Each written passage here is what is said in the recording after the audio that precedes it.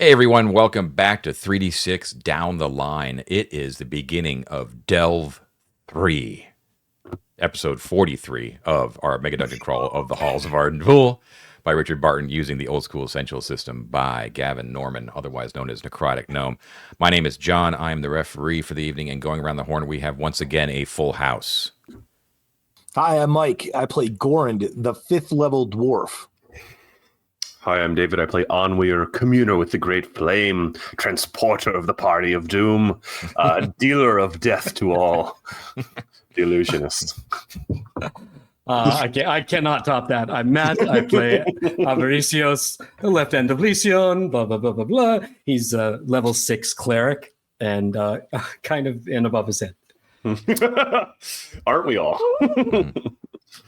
Everything is above a goblin's head. I'm Ted. I play Mortus J. Gobliano, level 5 goblin, and I'm actually very confident this is like where goblins belong. The deeper, the better. It's you humans and you dwarves that are in trouble. Maybe not so much the dwarf, but definitely the humans. We have delved too greedily and too deep, and I'm ready for it. Did you short shrift your level, Ted? Level 5. Oh, you said level 5. Okay, yeah. Didn't I? I thought I did. I'm level 5. All right, so yeah, the bottom two folks on your screen there have risen up in level. We have a 6th level cleric and a 5th level goblin now. And we are starting with Delve 3. See, unlike other actual plays out there, we don't have a prescribed beginning and end to seasons. They're delves, and delves begin and end according to the player's actions, which is definitely the case from last time. Due to Onweir's stepping into the flame and transporting the entire party to the place where he desired to go, which was Lady Clementia's asylum, wherever that just happened to be. And we just caused the campaign to take a sudden right-hand turn, so we felt it was a good time to start a new delve. So a couple of changes. Tech-wise, we have switched our VTT. We are no longer using Islebauer Rodeo. We are now using the whiteboard app known as Miro, and we are still getting used to it, but so far so good. So you'll see that in action tonight when we start mapping. And the other update is that I changed the house rule, and my players are super pissed about it, but you know what? They can suck it. And basically, I had made a previous house rule that upped the basic bonus for a shield to +2 AC, when by the rules as written, it's actually +1. I'm reverting that back to +1. But they still get the shield shall be splintered rule, and the helmet shall be splintered rule are still in effect. So, yeah, I just thought the +2 was a little too strong. Also, for magic shields, to clarify what's actually going to happen with magic bonuses is that a magic shield can be used to be as a get out of jail free card, like a splintered thing, a number of times total that the bonus of the shield is before it's destroyed. But that's up to the player, right? They don't ever have to use it if they don't want to, right? The magic bonus or its total AC modification? It's so it can be used once for just being a shield. And then in addition, it can be used a number of times per its magic bonus. So a +2 shield could be used 3 times before it's completely destroyed. Does it eat up the bonus as you use it? No. Or does it keep your bonus? Okay. Nope, it's just an additional to its bonus. It allows you that. So, okay. But if you sunder it the 3rd time, it's toast. It's toast. Yeah, it's gone forever. Yeah. Okay. But that's your choice. Like, you don't have to do that, right? Yeah. So Can you get it repaired? No. Nope. Okie dokie. That's a good thing I don't have one. You can. We forgot to pay for the pity and mercy upgrade on our GM. You can certainly like you can get a normal shield repaired, but you could get a magic shield repaired, but it's like that's a whole nother level of skill, right? Fair enough.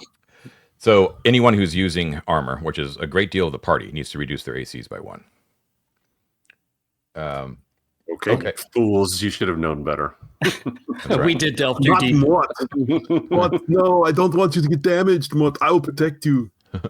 It is the 1st of Jelenios, another perfect beginning to the delve. Is the start of a new month. Jelenios is equivalent to June in our world. Doesn't mean squat with how deep they are in the dungeon right now. It's 4:10 p.m. and the only thing they know with relative certainty is that they are in a place called Lady Clementia's asylum. Do flowers grow around here? They do not. Okay. If this were like a live stream, or if I were a particularly unscrupulous grifter, I'd say now is when the sports bets start. That Delve 3 starts and ends tonight. Yeah, what is the over under? Name a different Let's Play that has an entire season dedicated to one episode. That would be We're amazing. really breaking the mold. Before I would do it kill too. us all, David, let me at least map the room. Sure, love it. If it's a Love TPK, it. like next week, I'll make up graphics for Delve 4. It'll be all the whole thing. It'll be amazing. I love it. I hope we stick to our guns on that, because that's awesome. Okay, so a couple of things to note when you dived in. I told you guys, and hopefully you took me up on it, that you wanted to refresh yourselves and everything that you knew about Marius Tricotor, who was the husband of Lady Clementia, and he was the great imperator, the great archon that conquered Arden Vul in the first place, way back in ancient history. So you had a book, and it was the book that Isometric seemed to be looking at when you entered the library back in the day, like the one that he had out open on the table, the deeds of Marius Tricotor. And your discussion last session was, well, I guess it was mostly David's conclusion was that the association with Marius with the Imperial Regalia, which is something that you guys are after, Lady Clementia's asylum would be a good place to go, because the Isocritus's notes referred to the fact that perhaps that would dump you off like right by the tomb. Now, I just want to make it very clear to you that you guys, Isocritus and you, have made the assumption, a good assumption, that the Imperial Regalia is in the tomb of Marius Tricotor.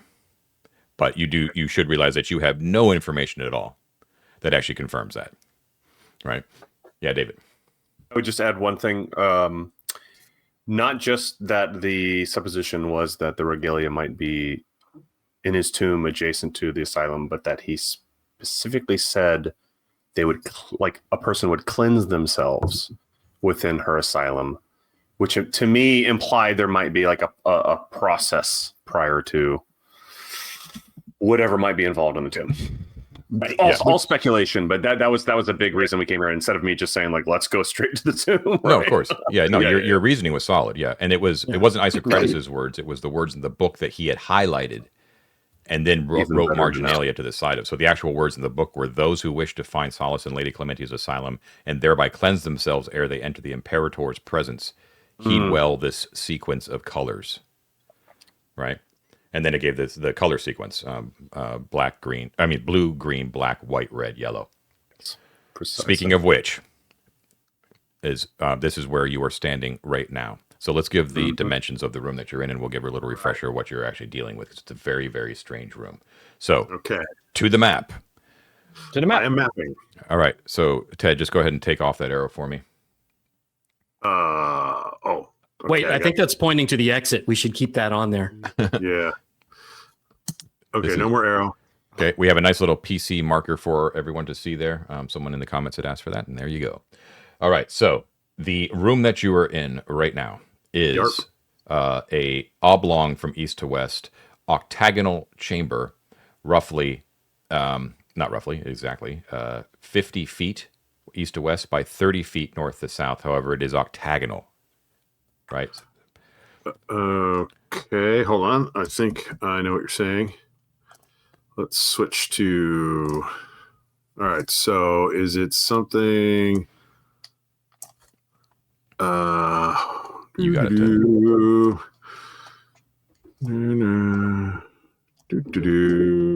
Something like that at Yes. one end. Yes, and so like that flat end on the west is like the end of your 50 feet. Right. Okay, There's one end of 50 feet. Oblong, 50 feet. Okay, I'm with you. Got it? All right. Okay, and there also, before you continue the drawing, Ted, there is a easy to notice to your right as when you appear, you see that there is a passageway leading north directly out of the middle of the northern side, 10 feet wide. Okay, there does not appear to be any other means of egress here except where you're standing. Okay, 10 feet wide out of the north. Okay, first thing you notice is the change from extreme heat in the room that was billowing with flame, witnessing witnessing Onweir step into that flame, and then all of you were transported. The first thing that you feel when you shake yourselves off is the extreme cold. It's colder than you've ever felt before. It can't be more than 20 degrees Fahrenheit in this room right now. Okay, your feet are sinking into about 1 foot of snow. And underneath that snow is a thick coating of ice as well. In fact, I misspoke at the end of the episode. The ring that you're in is actually coated with snow and ice so thickly that only the barest dimensions of a ring of some sort clue you into the fact of where you're standing. In fact, you don't even see the rectangular activation panel that you assume would be in front of you. Okay, and everything is covered with ice and snow, including the passageway to the north as well. However, the western end of the chamber is what draws your eyes immediately as you instinctively wrap your hands around you from the cold. Is this huge head, a 15-foot tall head of a woman that is carved in bas relief on the western wall. It takes the form of a young, attractive female. That a huge, towering hairdo, like Marge Simpson, and she's smiling benignly, with slightly parted lips. But the head has actually been painted in vibrant colors that have not worn away. She has olive skin, black hair, blue eyes, and a yellow necklace. You assume this must be Lady Clementia. Now, what's interesting is that it's a 15-foot tall head, not a statue. Like those statues of Thoth that you've been dealing with are 15 feet tall themselves. It's a huge, massive head. Yes, Ted. 2 questions. One, did I put that statue marker in the right place? Yes, although it is a bas relief. Oh, so it's against the wall. It's That's against right. the wall. Yeah. Okay, and then it's 2. just a head. I'm sorry. It's just a head. Yeah, just a head. Yeah, I'm with Yep. you. I'm with Yeah. you. And where are we actually standing? Center You of the are room? on the far eastern side of the room, in the midst of a frozen over teleportation Like that. circle. Yes. Okay. Now All right. So this statue would be more like Yep. coming off the wall like that, right? Exactly. Yep. Okay. Now, what's interesting about the head is that in a 20-foot radius from the head, there is no ice or snow.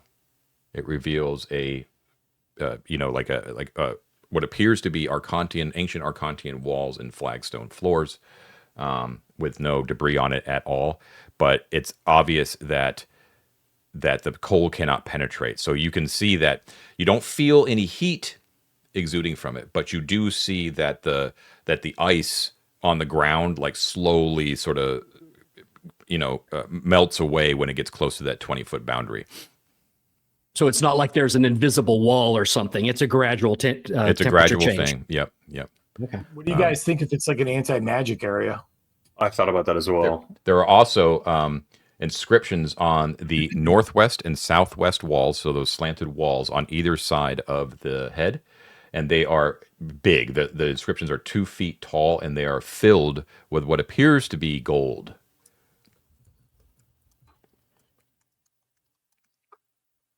Okay. And are they readable to us? They are readable to Onweir. They are in Mythic. Oh, Onward gets all the fun. Are we close enough to read them? Yeah, you probably would, but you would type 2 feet tall. So the one on the northwestern wall reads, Onweir, raised to the purple, beside the unconquered one. Her clemency echoes the sweetness of her name. And on the southwest wall, it reads, in the same exact writing, let those in need of mercy, those seeking a mother's breast, those in search of protection, beseech her benign goodwill. Can you repeat the first one more time? Raised to the Raised to the purple, purple. beside the unconquered one. Her clemency echoes the sweetness of her name. Did you get that, Matt? Are you writing that down? We were getting it. Okay. I have help. Oh, can I ask light situation real quick, too, before you make decisions? I have my holy symbol out, which is giving 30 feet of bright sunlight. Okay, great. Sorry, John. I apologize. Raised to the purple beside the unconquered one. Her clemency, what? The sweetness of her name? Echoes the sweetness of her name. Cool. Clementia, right? So Clementia, that's- clemency. Yes. Sounds like we will need to say that out loud. There seems to be a common theme of that running through this about pronouncing things and saying things out loud. And John, the one on the southwest wall, let those in need of mercy seeking a mother's breast. Those in search of protection beseech her benign goodwill. So this is interesting. I don't know. I'm just speculating here, but right, like a big theme with Marius was his like refusal of gifts, his like not wanting to like address like big like stations of power. Sort of, though it was sort of put upon him. Yes, I have to go back to our notes. I read it earlier. That's a key. Yeah, he was very much like and cup of a like, carpenter kind of guy. Yeah. Yes, very much like a man's man, or not a man's man, but like a man of the people, a person of the people. A mensch. He's a mensch. A mensch. He was a mensch, precisely. And clemency being the like name of his spouse seems really relevant. Clementia. There's a real sort of a Mother Mary vibe here, but interesting.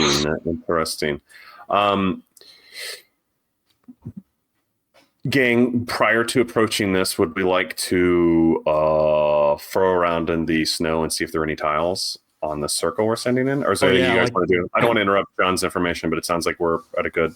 This is it. Okay. We should confirm we are in a teleportation circle. I think that's a great idea. So jumping in when you... We should try and chip away some of the ice. I'm sorry. Try and chip away some of the ice and see if there's any more panels like already set in there. Yeah, I'd like to recover any tiles if there are any. Okay. Or on the ground around where that rectangle should be. So as you collect yourself and you realize and you look down, you're like, is this what I think it is where we're standing in? The bone chilling cold immediately like seeps into your bone, into you. The you do not have the gear to protect yourself. Okay, so when you are in these sorts of situations, when you are in, it's so cold, it is unnaturally cold. You, first of all, because of the snow and the ice, all of your movement is halved. Okay. In addition, all of you are -1 to attacks because you can't focus and your hands are frozen on your, like you can't feel things too well. That's basically it. So, and just be aware that you're basically moving through a foot of snow, and underneath that snow is ice. Avaricios. Just the moment I'm thinking, and he reaches in and he pulls out a scarf from his bag and hands it to Yost. Oh, yeah, thank you. That's perfect. Hey, you still have those gloves that you were going to use for the fire thing? I do, of course. Yes, why would I get rid of those? It's very handy. You gave him a scarf. You're truly a man of mercy and generosity there. It just makes him look hotter. Now he looks like a Chippendale because he's got like that one thing of clothing on. You know what I mean? Just that should probably do it. Yeah. He's freezing. He's really cold. If I were to hold a flame, I'm sorry. We are using a lantern or a torch right now for light. No, we're using my holy symbol, which has bright daylight. We do. So one of you does have torches though in your inventory, correct? Yeah, I have like 4 or 5. Can I borrow it, my dear dwarven friend? Light it and hold it against the snow to see if the snow melts from the heat or if it has some sort of magical permanence. Well, I can do that for a second. I just reach down, scoop some up in my hand, and breathe on it. Can we? Maybe we should step near to the big head guys and see if there's an effect there that will alleviate our cold penalties. I agree with that as well. One more thing I'm just going to throw out before we do so. Contingent on the head and her mercy and the warmth, which may be the whole point of this, right? Like physical metaphor that we're encountering. It may be worth pulling more warm items out of the sack, a fur perhaps if it's not too big, and or like pulling timber and making a fire in here to slowly increase the temperature of the room until some of the snow melts. I mean, the clothing I would agree with entirely. The lighting a fire, John's already described it multiple times as unnaturally cold. We might be able to warm up the room a bit, but I don't think we're going to make a substantial. I'll just answer Matt's question. Go ahead. Yeah. So Avaricios like blows on some hot air on the snow and it melts. All right. So this is regular snow.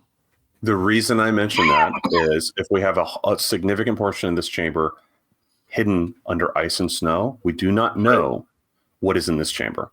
Oh yeah, Right. fair enough. There could be things upon the walls and the floor and everything else. And I would really immediately, as one of our decision points, want to invest in uncovering what that might be.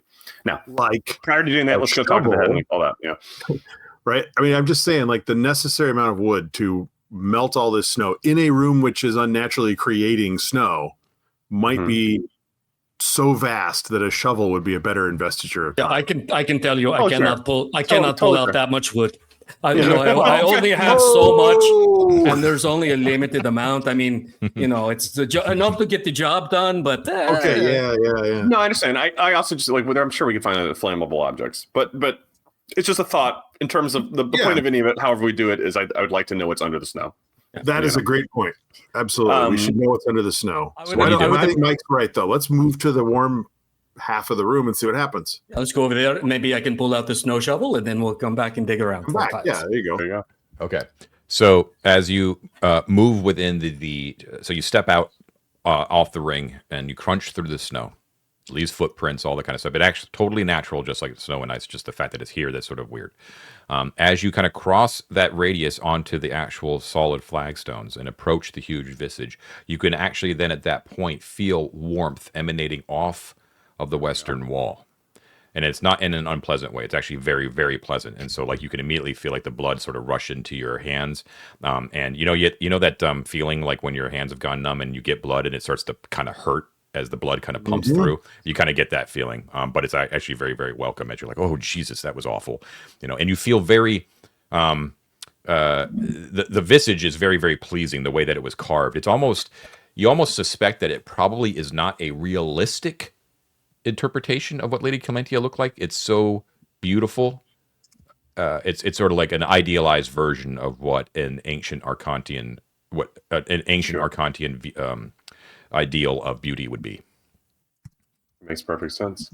I have a couple other thoughts, guys. We don't have to do them immediately, but I am curious if the seam around the base of this relief is seamless.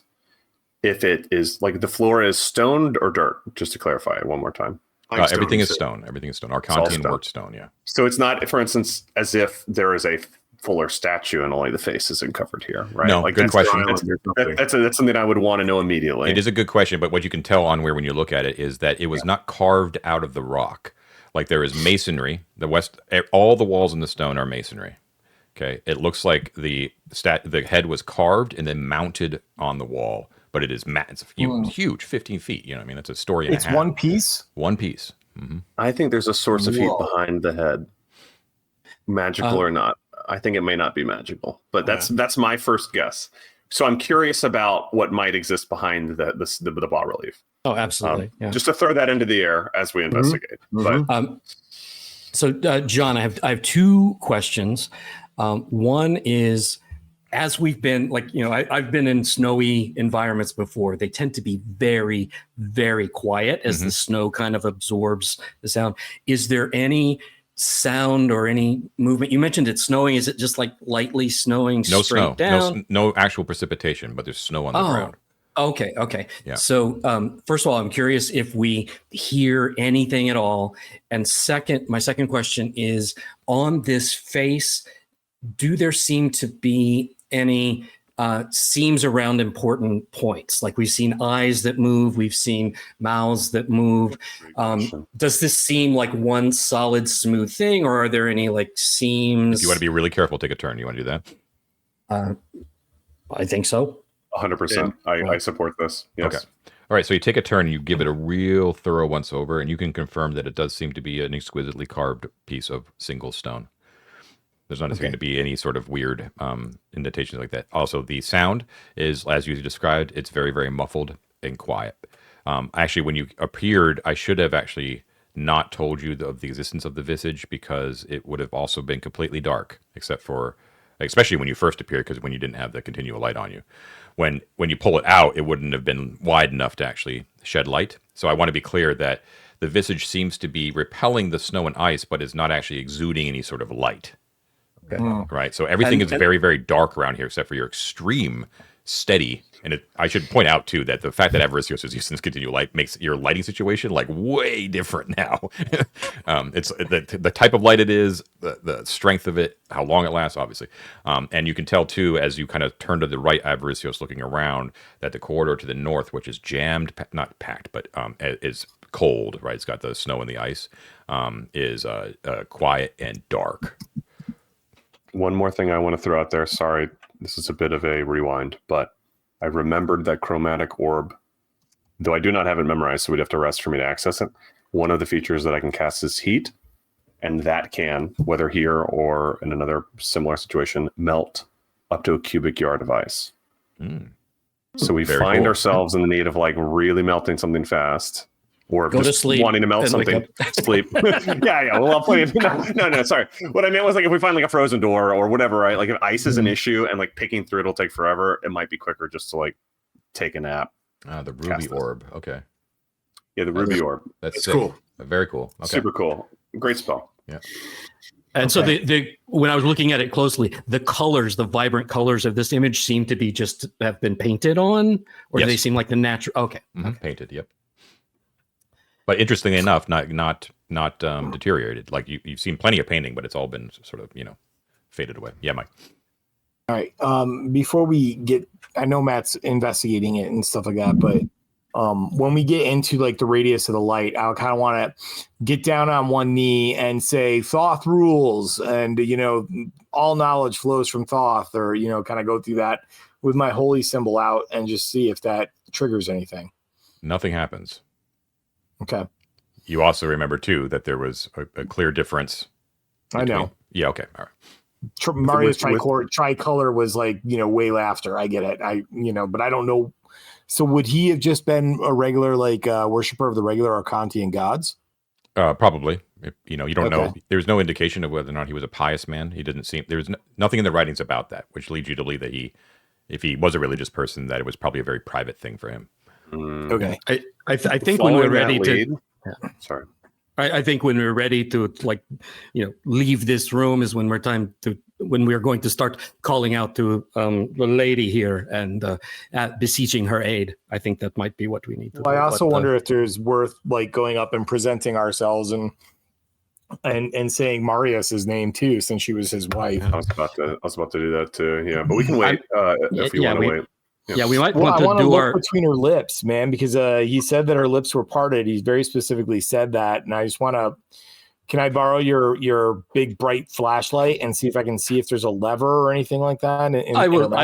I will stand near enough to you that you. There is. I'll say it's part of the same term. There is not. Okay.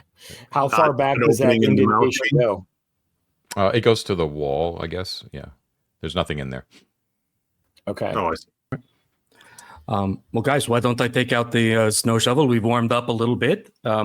Let's go. Well, is it actually warm here, or is it just snow free? I'm sorry if I missed It's that. warm. It was warm. Okay. Yeah. It's nice and Can temperate. Is the like right stone warm? Is the stone actually hot? now. A good question. No, it's just temperate. It's like a normal temperature here. Do we have anything that?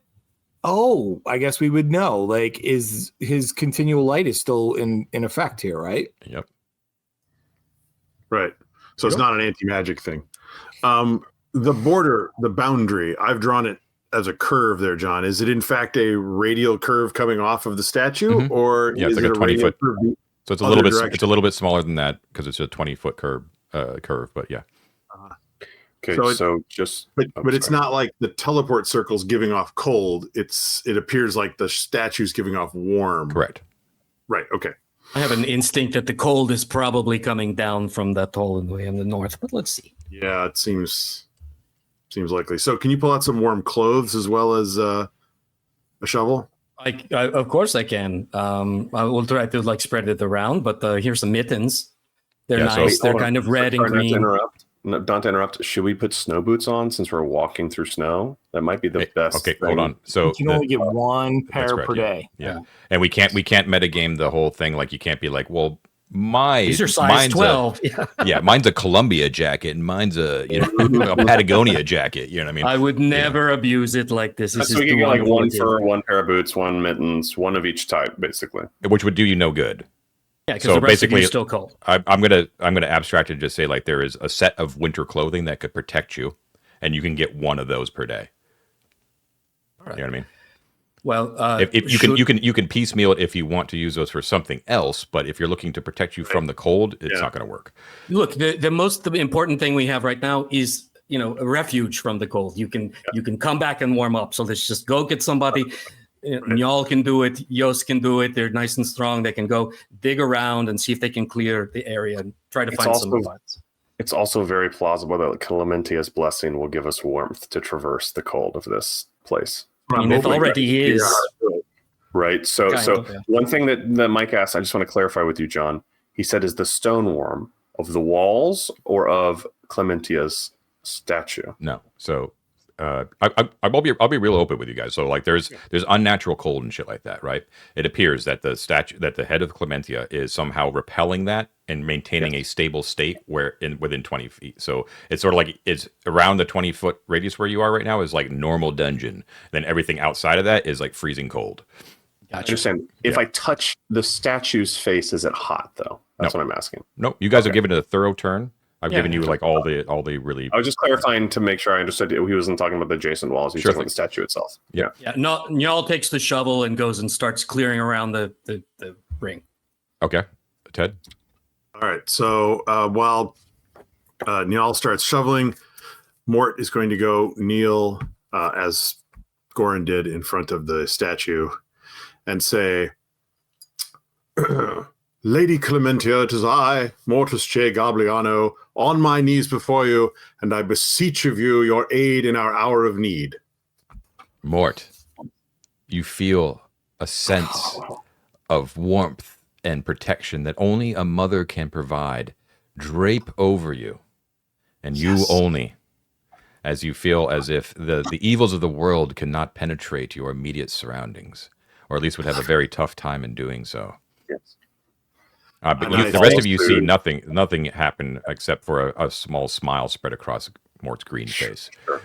I'm going to follow suit and say, dearest mother, as Marius did step here before, please aid us in our own journey, for only yours is a light that can guide. Okay, you too feel the same sense of warmth and protection. Yours, Onweir, Mort, yours feels like it's going to last for quite some time. Onweir, yours feels a little bit more temporary. Interesting. Is that because he didn't use the word beseech, or is it because he's a different line? A fine fellow, very nice fellow. All right.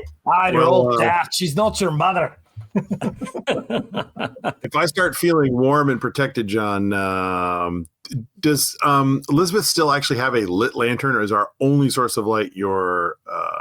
Right now, we're only using the holy symbol. We're trying to save that oil because once you run out of that, I can get one per day, but that's it.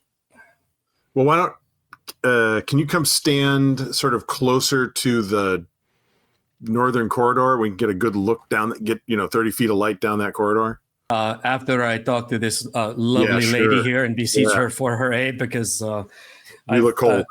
I'm a little chilly when I start getting closer to the edge, and I have my own theories about how this may work. So, Lady Clementia, please, I beseech your aid and warmth. The light of our gods may shine through your beneficence. Beneficence. That's a word, yes. The feeling protection drapes over you, and then you can feel that it's probably going to last for quite some time. What did I do wrong? Hold on.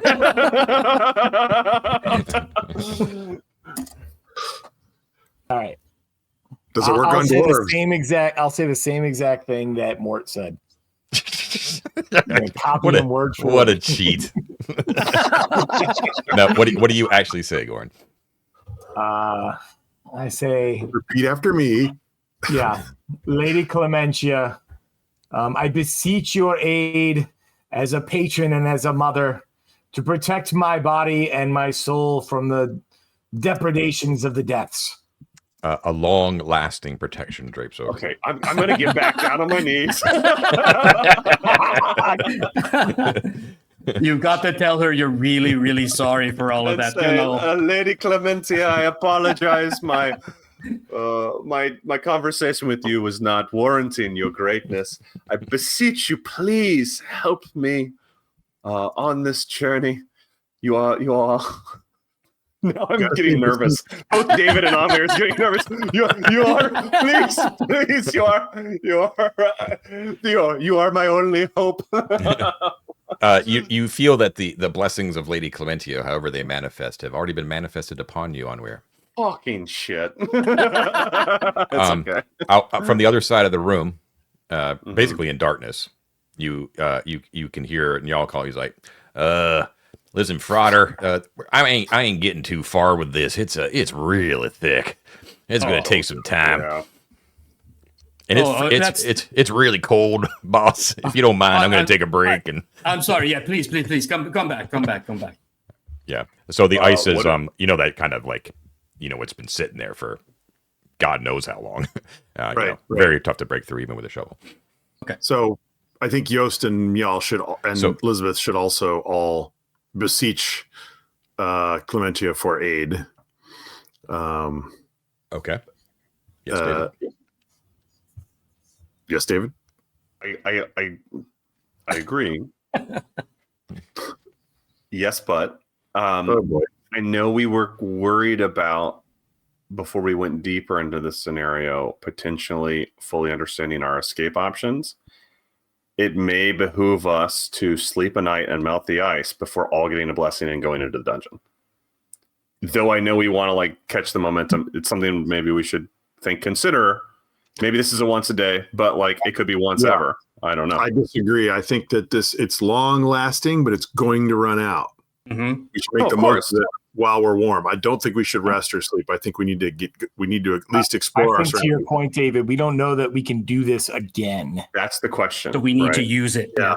Yes. Use it or lose And it. I mean, the one thing we don't know anything, but the one thing that we do know is this area was at least not cold before we got here because the snow's not there.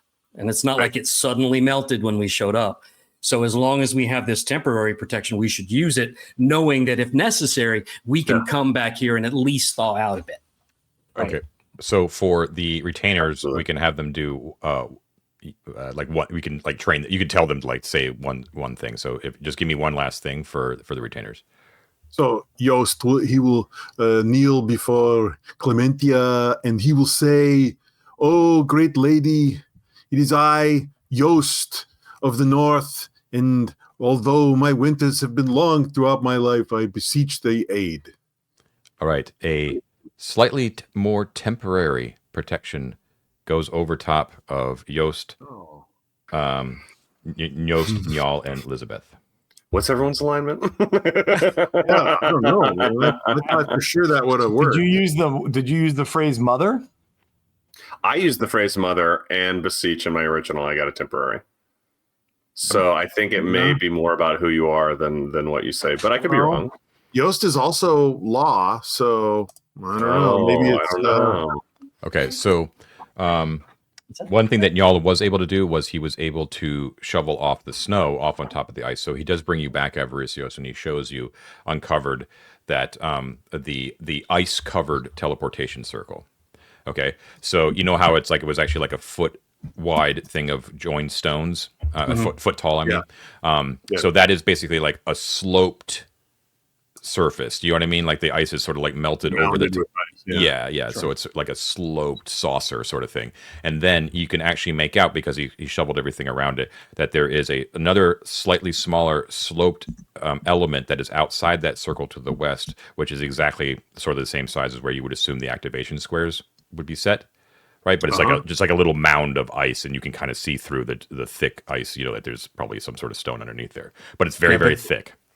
Before I go tuck that kid in, if I get real close with the holy symbol, it's very bright. Mm-hmm. Even if I move it around, can I see any glint of color in there that might be indicative of some teleportation tiles? No, but the lack of color should tell you something as well, right? So the light, it's definitely daylight, so you can actually really get in there and kind of see right through that thick ice, and you can confirm that it is an empty.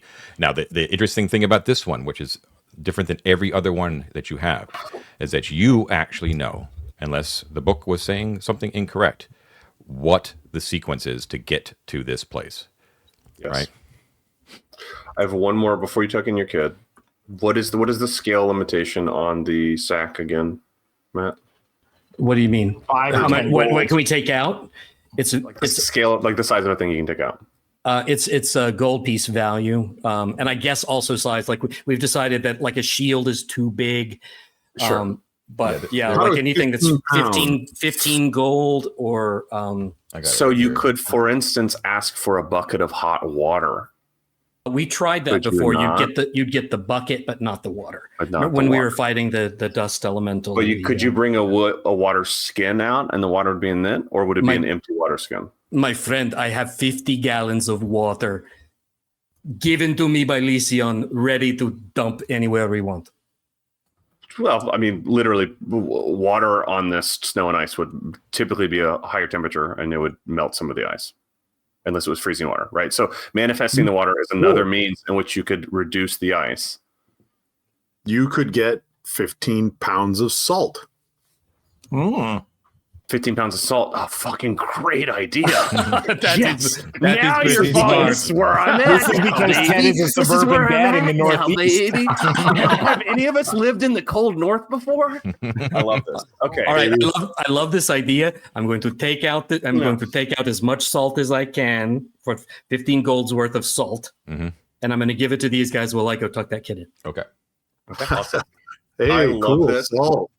Let's spread some salt like a good Boston, road worker. So the rule is that obviously it's the amount of like the size of an item that can come out. This doesn't come into effect with salt, but just so you know, is can be no larger than the opening of the sack, which I would say is like maybe like a foot and a half or something like that. Right. 15 pounds in weight is the max, and no more than 15 gold in value. And it has to be a mundane item. It cannot be a complex mechanism of any sort. Hard to get more mundane than a bag of salt. Right. And 15 pounds of salt is a lot of salt. So That's we can heavy. get that, and all of us, let's all spread it now over this entire area. The circumference of this, not only the circle, but any further we can. I think it's safe to say we get Start with scattered. the circle. You know, Well, it's a lot of. I hate to be Think about that it guy. back. Think about I it. hate to be that guy, and I hate to inject real Then world. don't. Can I just say don't? No, sorry, In go. order for salt to actually melt, it can't be like sub-zero super freezing temperatures. It's not sub-zero. It's about 20 degrees. Okay. But having handled those big bags of like snow melt in itself as well is like 15 pounds is not going to do everything. You know? No, So it's the circle. you're gonna have to you're gonna have to give me like targets that you want to hit on where. I think we start with the square, Yes. the control panel, Okay. and then work our way along the rim from there and see how far we get. You could get I will say that you can with that 15-pound bags of salt that you could clear enough of the ring and the activation square to actually to clear it. Like you could actually melt it. Okay. Yeah. Well, that's pretty good. I'd call that a win. I say that's a win. Okay. And it seems to Good act job, naturally Ted. to the presence of the salt. Like there's you. no weirdness to it. No weirdness. Okay. Yeah. Good to know. So now that's all very wet right there as well. Can I try to drink All some of that salty water? Mm. All right. All right, that's good. So, and doing so does not reveal any additional writing or tiles lying on the ground or anything like that. No, but it definitely does confirm that this does appear to be your standard Orcantian teleportation circle. Okay. What I would like to do as turn much goes as by. I can, what I like to do as much as I can while he's doing this is to push any of the water. I mean, this would take time. I don't know how we're dealing with this within the fiction, but like, if we just have a pool of water that's going to refreeze, I'd rather that not be the case. So if there's any way I can like not have a bunch of like a pool of water just sitting on top of the circle to refreeze in 3 hours or whatever, I'd try to do that, if that makes sense. Sure. If you So I could go ahead. That Sorry. makes sense. Yeah. that's fine. You can do that. I'll push you with my feet or with the shovel we had, shovel it Shovel onto would the work. other snow. Yeah.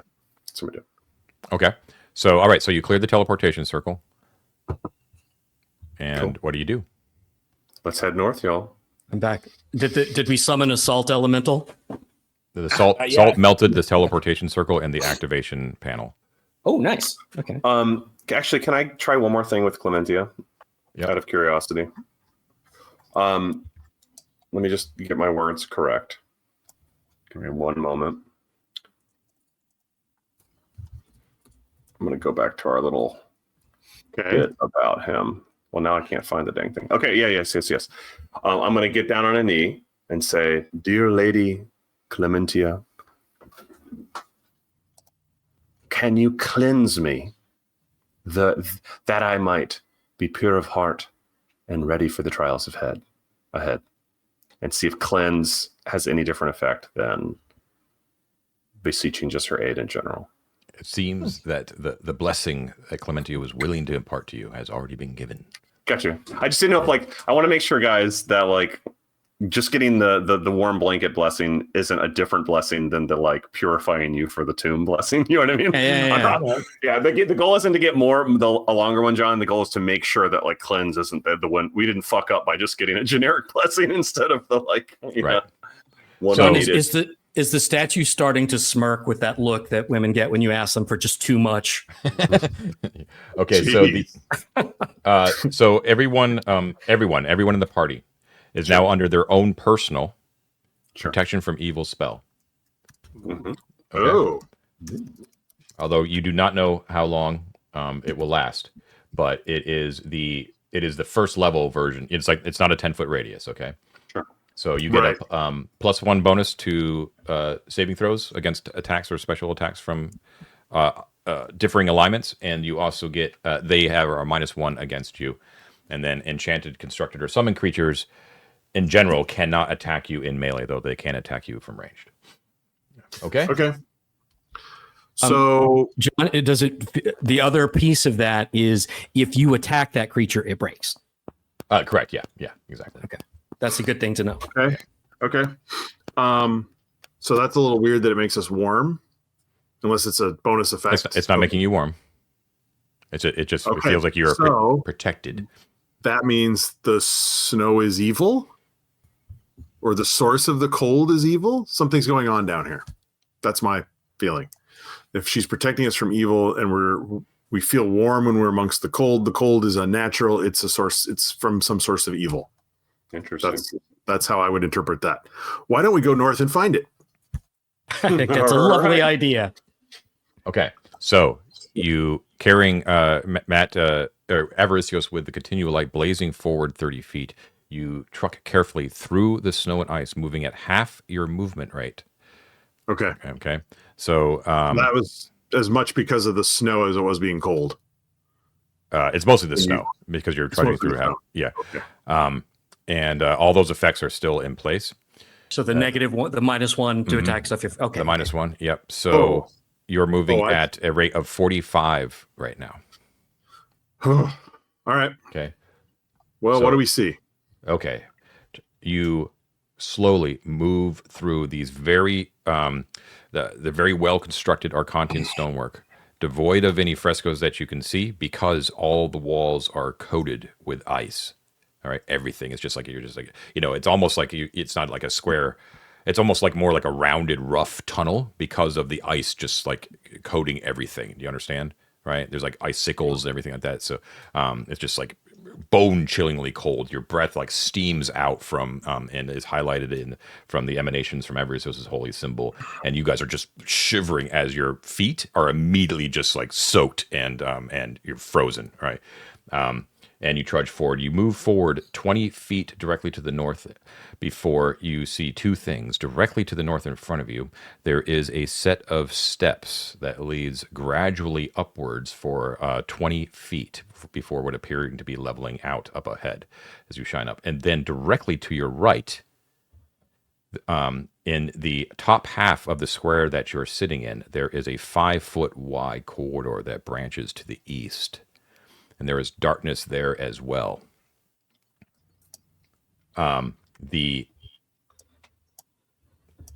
everything, it's both directions, the stone steps, it's almost like a sheer ramp almost because of how much ice is on it. You know what I mean? You can barely tell that it's steps, except for the fact that you kind of have to look up it, John, while we're traversing, is that correct there, John?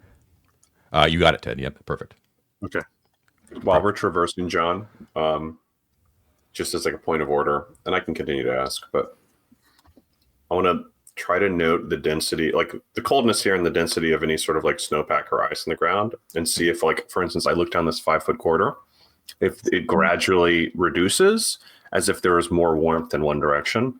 I just want to like be searching for that concept. Does that make sense? Yes, it does. That makes sense. It appears to be equally cold down either direction. Now, when you use Avaricios's light to shine down the eastern passageway, you can see that it goes for only 10 feet before it appears to open up towards the north into a larger chamber. And you can grasp at the very edge of that light, in that chamber that it opens up, that, let's see. So I'm sorry, John. The 5-foot corridor goes how far? It goes for 10 feet before it starts to open up to the north into like a larger chamber. Like you just tell that it kind of opens up. Like that. Yeah, exactly. Yep. Let me just check here real quick. So, David, a more efficient way to detect like warmer areas might be to have the infravision people like up ahead. Oh, I mean, you're leading regardless, right? Well, so far I've been pass it to any suggestion I have. Is unless I'm actively going to touch thing, I'm in the very back of this line. No, I understand, but I'm just saying is Cowards. yeah. Well, we can switch around. Rather than trying to do the wet finger yes. trick, we might be able to just be able to see that corridor is warm. Okay, so That I one's love cold. it. Very smart. Very smart. sorry, so looking to the east there where it opens up, you can see that what appears to be in the midst of that room, right at the edge of your continual light, Avaricios, appears to be what a few corpses that are sticking out of the ice and snow and completely rigid, like their hands, like, like clawed, but you can't really see their faces, but they appear to be wearing all sorts of helmets and armor and all coated with rime and frost. Their skin like completely gray and white and blackened from frost. All right, as soon as I see that, I'm gonna just duck that holy symbol back down into my shirt to cut it off and let the guys with dark vision or infravision scan and look, because there's something freezing folks around here. Okay. Mort will pull out the shield and his sword and creep to the 10 feet down that corridor to look, carefully through the room ahead. Okay, Yep, so I'll be right there with him, John. All right, okay. Cool. Your infravision shows no heat, like just the opposite. I don't know how scientifically this would work, but I would even say like even your ability to tell like differentiations would be muted because everything's so fucking dead, right? So it almost is almost like you have no light. I will say the one thing you can tell is that the snow seems to mound at a precipitous rate towards the northwest. But otherwise, the room appears to be full of snow and ice, and I'll say also that you can see that there's probably the outlines of around 6 corpses scattered around the room. I can also give you the basic layout. Once again, you're basically peering into the dark, and you're getting the very basic shapes. Okay. Okay. So it's impossible to see more unless you get light. But the shape of the room, given the fact that it starts with the 5 foot. So it's like sort of off the square, Ted. You know what I mean? Yep. So it is 25 feet north to south, and it is 30 feet east to west. However, the northwestern corner is at a 45-degree angle.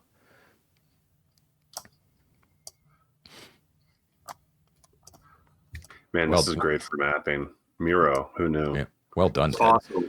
Watching this happen is really satisfying. Sorry, go ahead, John. In addition, you can see that there are narrow 5-foot wide passages that lead directly to the north and the south out of this room in the far northeastern corner and the far southeastern corner. 5-foot wide passages? 5-foot wide passages going directly north and south. Northeastern?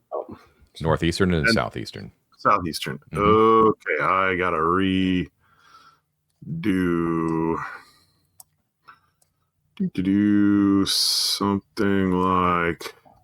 While he's doing this, John, the armor on these corpses, does it harken back to a more historic, like sort of like regalia? Does it look like Legionnaires' armor? Does it look like someone who might have been on Marius Tricotor's within their army? Right? Like, Right. Is there like an evident time period? In other words, Gotcha, yeah. or does it look like an adventuring party? You know what I certainly mean? Like, can't. You certainly can't tell. But you Right, ask Goran and Mort to check it out, and well, that's not true. So We would Goran need and Mort, light for that. yeah, Goran and Mort, you wouldn't be able to tell either. But from the initial glance that Avaricios's continual light would have shown, you could probably make out. You can't tell. I'm sorry, you just can't tell. It was too brief. Right. Let's just bring the light in, please. Yeah. All right, Let's just go. to be ready, I'm suspicious of the mounds that he described. And Yeah, you Okay, get a something very, in mind. very bad feeling from that room, Mort and Goran. Oh, Yeah, Mike. Yeah, I'm just gonna say, guys, what if this whole like snow and ice effect is caused by a creature? Right? I Like think this is very possible. yeah. something bad, like a white dragon, God help us. Or wasn't there some sort of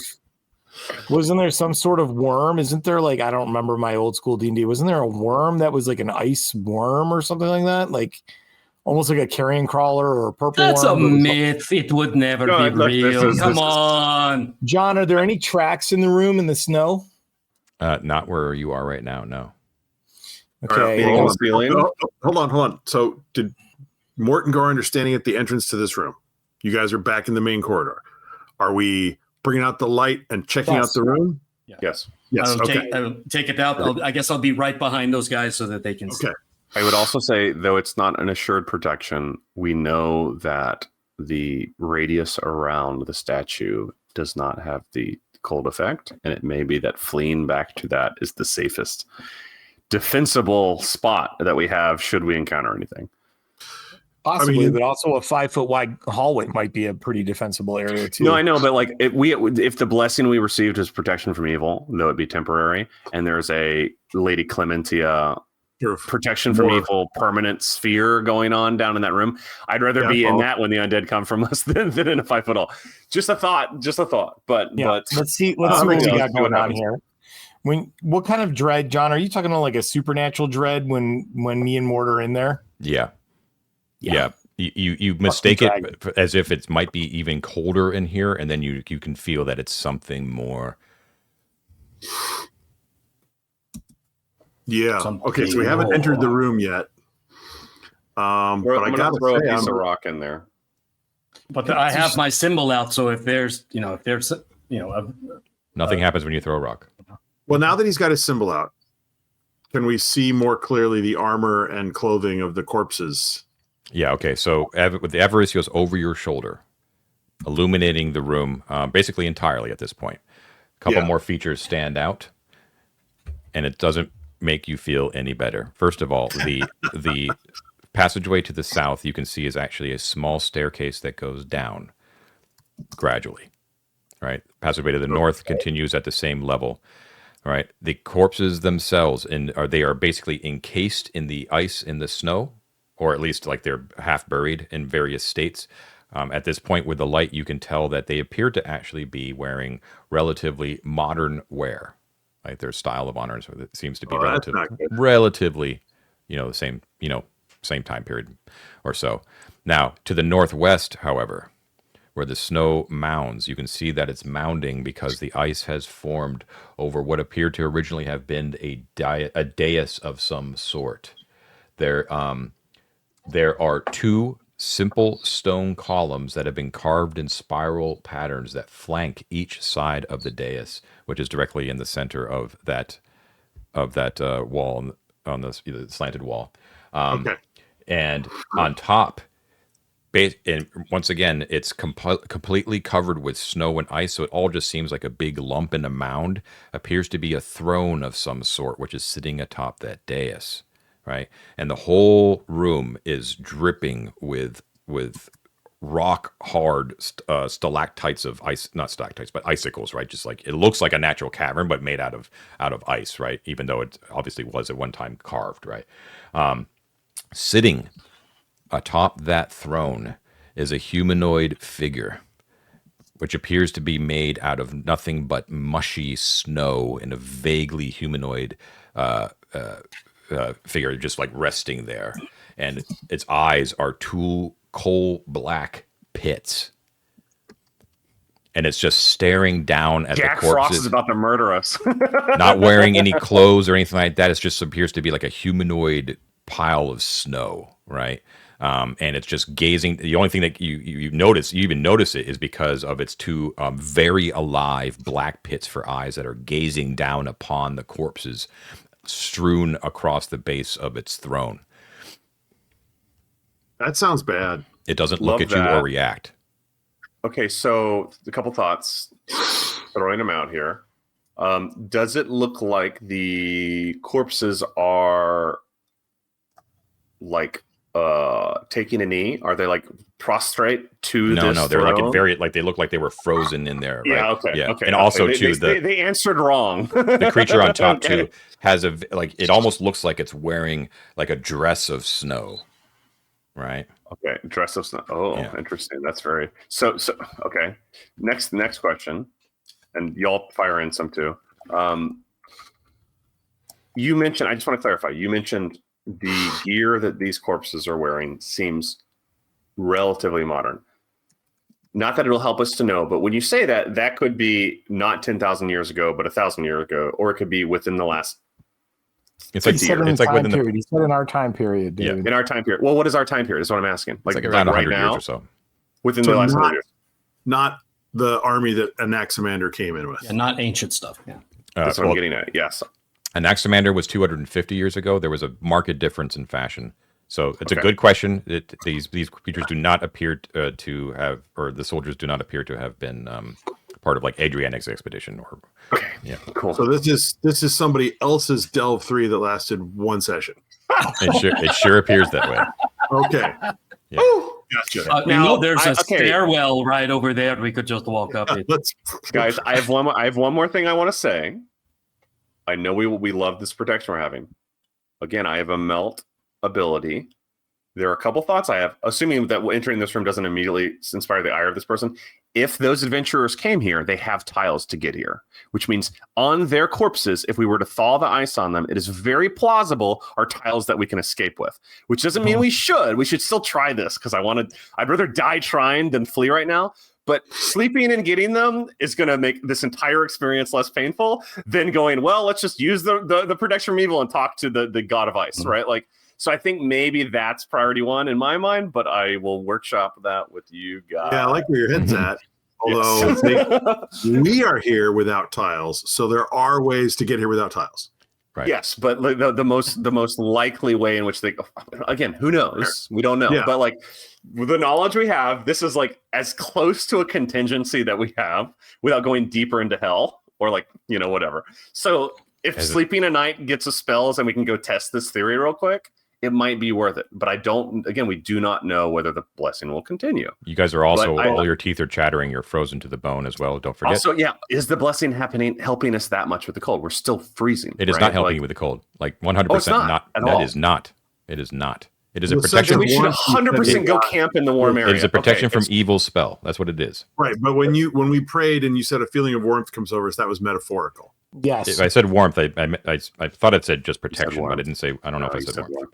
warm. Okay. Okay, so guys, this is really important. David, So you're, the protection. you're also sorry. assuming that this snow ice monster thing is going to let us just fuck off and walk out the room. Well, I mean, we can try right now. Yeah. We could just go up the stairs. I can turn on. All I'm getting at is the protection from evil may be preventing them from attacking us right now, for all we know, right? Like, which is relevant to having the blessing to begin with, because if we'd come in without the blessing, it might have attacked us immediately upon being anywhere near it. Not that that's the case, but we can go up the stairs, Ted. I'm just saying. I'm just saying. There's a very high. There not a high. Again, everything is an assumption, but there is it's statistically probable that several modern adventurers have tiles in order to access the only entry point at this side of the dungeon absolutely before agree. they died immediately. It's like, I also I feel don't like disagree, David, but I also think it might be worthwhile to go up those stairs and see if this Sure. thing is giving off a radius. What if there's a radius? What if like 2 corridors over, snow and ice is no longer a problem? This is actually a good would time for a break. It is our totally normal agree. time for a break. You guys can discuss and what hash the it heck? out, Come on. and you can come out. We'll come back with a clear plan of action. I'm sure. We'll be right back. Okay, we're back. We have beers, empty bladders. Let's do it. Where are we going? Upstairs. Up the We're stairs. going to back very quietly out of this room, John, and just be like, sorry. He's like, okay. Yeah. I am curious. Did he seem to move at all, or was he as still as a statue? This thing. Everything's still. Okay. The only thing that Yeah. like you can immediately pin though that sense of dread that you felt at that figure, and that figure also had a slightly feminine form to it as well. Oh, okay. Very vague, right? But as I said, wearing like a dress of snow almost, right? Oh, yeah, you just perched did. upon this throne, probably about like 5 feet above you. Mounted up, completely encased in ice, but this being of snow with coal black eyes. Anyways, and you back out, and darkness like enshrouds that very awful chamber as you back into the main corridor again. Can we confirm that the Laurel sack will not produce grenades? Confirmed. Consider that confirmed. Okay. Flashbang and nothing. Yeah, exactly. Okay. Wait, hold on. I'm sorry. Just Oh no. Yes. something for Ed. I know this is really pushing it. We will not put this into action here. If we live in a universe in which spaceships exist, theoretically, Laurel Sack might be able to, like, you might be able to pull more modern instruments. You out are of trying this to thing. destroy my sack. 15 gold, Anyway. David. 15 gold. Mundane. Mundane. John, you will I'm thinking notice about, but, none like- of these but, like- suggestions have come from the owner of this sack. Yeah. No, I know, but like a carabiner. No. Nope. Okay, so here's the deal. The stairways is before you. Once again, it looks to be very, very slippery, and it's like not firm steps, just to be aware, and it kind of rises up 20 feet above you. I'm also, just for the sake of ease of navigation, I'm going to say that you're moving at 40, just so we can count squares instead of 45. Okay. I want my think extra 5 feet, bro. Yeah, I think want my extra 5 I think with the chattering that I can afford to penalize you a little bit more than with the Oh. 5 feet. Oh, Yeah. oh. It is deeply unpleasant to travel as you John, crunch upwards through the snow. I Yeah. thought you meant our chattering was unpleasant. My Your teeth chatter is question, unpleasant too.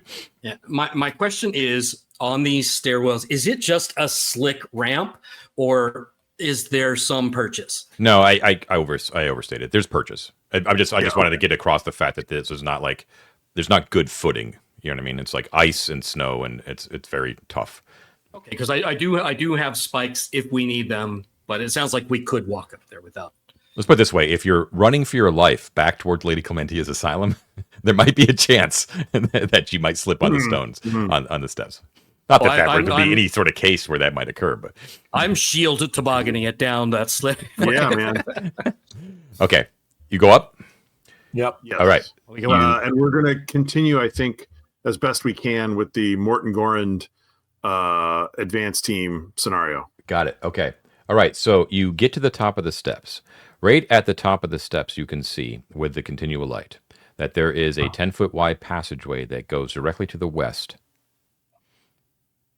for 20 feet before it opens up into a larger chamber.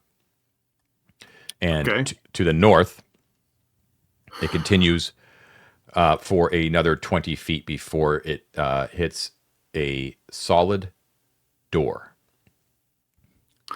I have a key for that.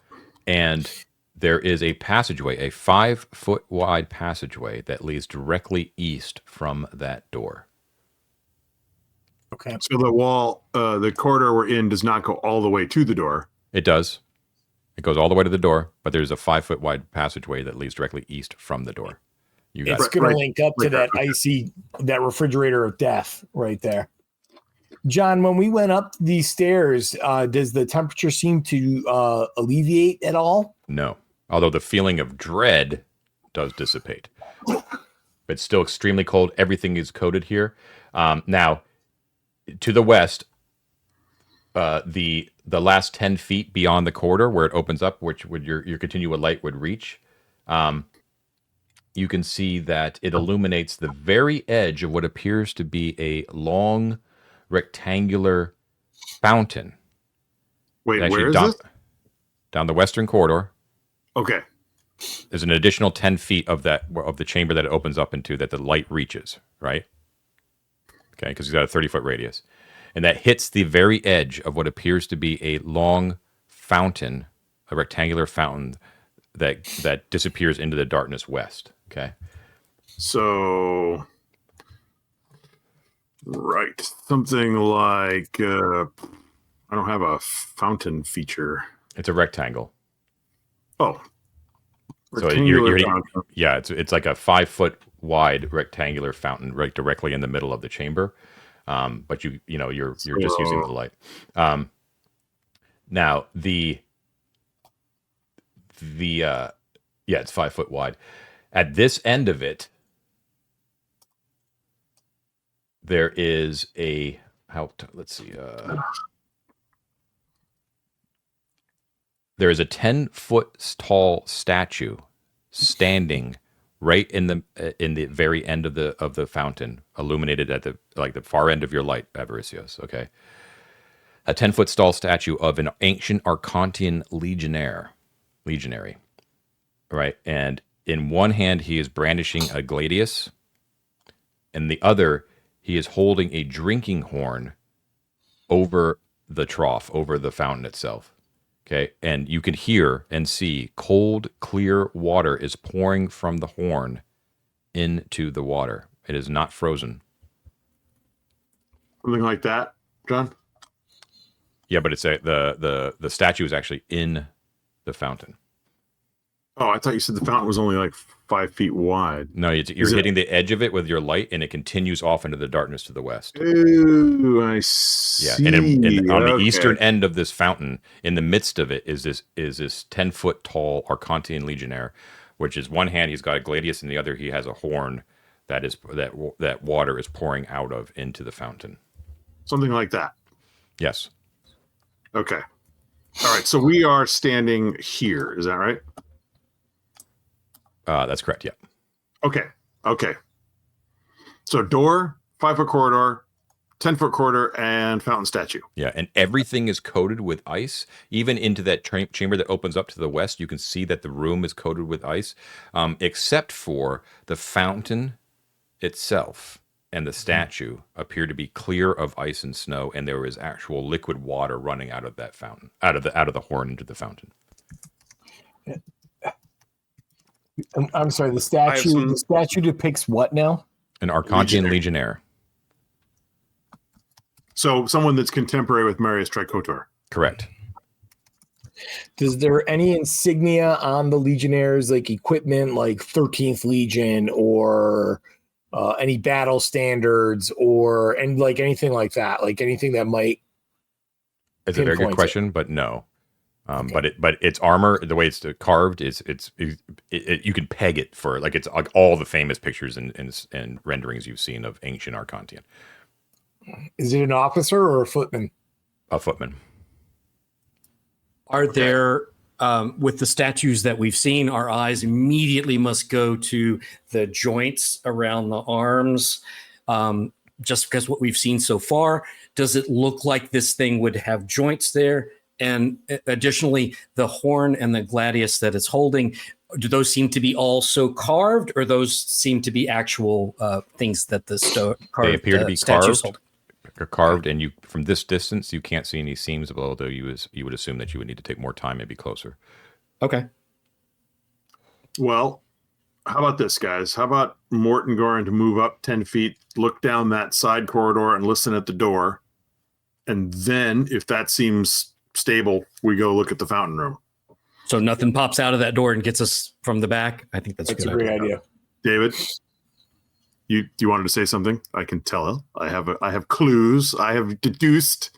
I've been holding my hand up for maybe 15 minutes. I just want to put on it that I'm using the system and everyone else isn't. Anyway. Yes, thank you. Sorry to rewind, but something occurred to me that I just want to point out as we continue to delve. It is the shape of the room that we just fled from and the victims therein is not dissimilar from the area of effect of something like the cone of frost that I shoot out of my wand. I mention this because if there was another mode of egress that didn't involve using the teleportation circle that a contemporary party trying to loot this tomb would take, it might very well be the stairs to the south, and they are sending and having not gotten the blessing from Our Lady, who may also have an avatar of herself in snow form, are immediately being sort of like quashed and frozen. That doesn't mean that I'm right about that, but just spatially, I'm looking at that and I'm going, that is like a foyer, right? And there's a defense system aimed exactly at that stairwell in my mind, right? Like it's not aimed north and it's not aimed east, which is interesting to me. I just want to point that out as we like map, because that might be a hint at an exit. All right. Anyway, continue. Sorry. I think that's plausible. Thank you. That makes there's nothing beyond, like, I just wanted to plant that seed. All right. What do you do? So Mort and Goran will step up 10 feet, and Goran, why don't you infravision down the hallway while Mort listens at the door? Okay. How's that sound? So you're avoiding. We're talking about to the north, then, not to the west, right? Yeah, just the two of us going up north, just to make sure we know what's going on up yonder. Okay, who's looking at the door? That will be El Morto. Mort. Okay, the door listening goblin. The door is encased in ice. Okay, that's worth noting. John, while they're checking that out, can we do a close examination of these walls? I know that it's got a layer of ice over it, but looking closely, can we see anything behind the ice or through the ice? It looks not here in this corridor. No. Okay. Yeah. Mort's going to listen at the door, although he's going to be careful not to actually stick his big old floppy ear right up on that ice, because Sure. I don't want to stick to it.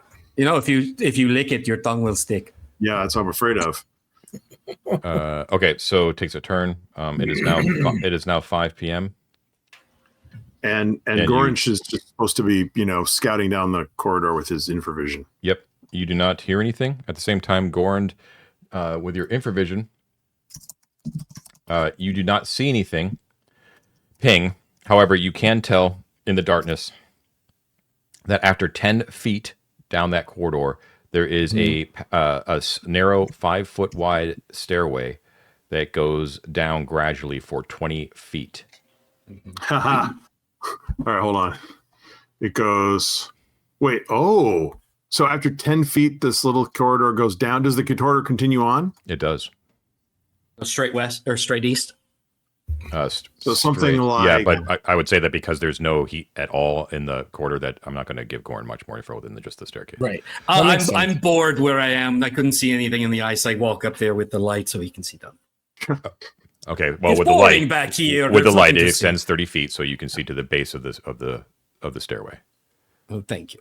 No, Ted. It goes directly east, goes down. Oh, I missed something. So it's just an eastern passageway. After 10 feet, there's a staircase that goes down gradually for 20 feet. In the same direction. In the same direction, yeah. Oh, I see. Down does not equate to south necessarily. I really do think that this room is like an antechamber for anyone entering from that down stairwell, because in either direction they would encounter this statue. Yeah, I don't think you're wrong. The thing about it is if the room with the giant bas relief face on it is like where probably the higher end people would arrive from with their teleportation circle and all the rest of that, then all the plebeians that might be coming here would have to go through that antechamber and then be confronted with the throne and all the rest of that. However, I don't know if that's necessarily germane to the fact that there's some sort of ice demon or something sitting on the throne. No, I mean, I have no idea. But like, for instance, if this, I'm really, I don't want to waste all of our time just extrapolating, but if this is a defense system, right? If there were something to trigger we need to lock this fucking place down. We're not welcoming the plebes in for worship, right? Someone is trying to raid, right? Or someone, I don't know, like created a giant chasm and that rifted the world in half in twain because we're under an existential threat. It is possible, whatever the significance of this place would be, would put the guard dog on, right? Like that like the common entrance would no longer be accessible. And so only, right, the aristocrats or the people of power would have access. Again, that's pure speculation. We don't need to weigh on it too long. Let's go investigate the rest of the area, David, and see if there's a way to turn that defense system off. Yeah, baby. Yeah. Where do you go? I will say, I think Dave's idea has some merit in the sense that we've got this entrance room, and a corridor going up. So, right. So right now we're in this upper level. There's another corridor going down. It puts the icy corpse room in that same sort of level as the teleportation entrance, right? Suggesting you've got multiple entrances, which means we're now entering into the asylum proper. Is I think where Dave's going with that, and I think he's right. One other thing I'll mention that just we've seen throughout this dungeon a common theme. There's usually something visual to show to prove that you're okay to be there. We know this thing has eyes, right? It's watching. That was the one detail we got. So let's keep looking around. Let's see if we can find something that might be. Love it. But yeah, let's do it. Let's keep going, guys. Which way? So John, at this point, we've listened at the door. We've looked down the horror. We're now going to. I think we should move to here and investigate this room. Okay. Yep. All right. And I just got my light out. Come on. Yeah. Okay. Avaricio steps up with his light. Before he does, Goran and Mort, your nothing pings with heat.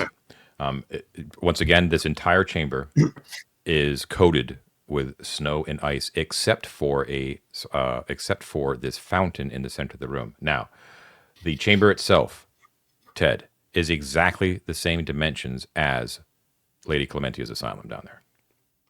Okay. Ooh. Except there is no passageway leading north. There appears to No be exit at all. There appears to be no exit except where you are standing right now. Okay.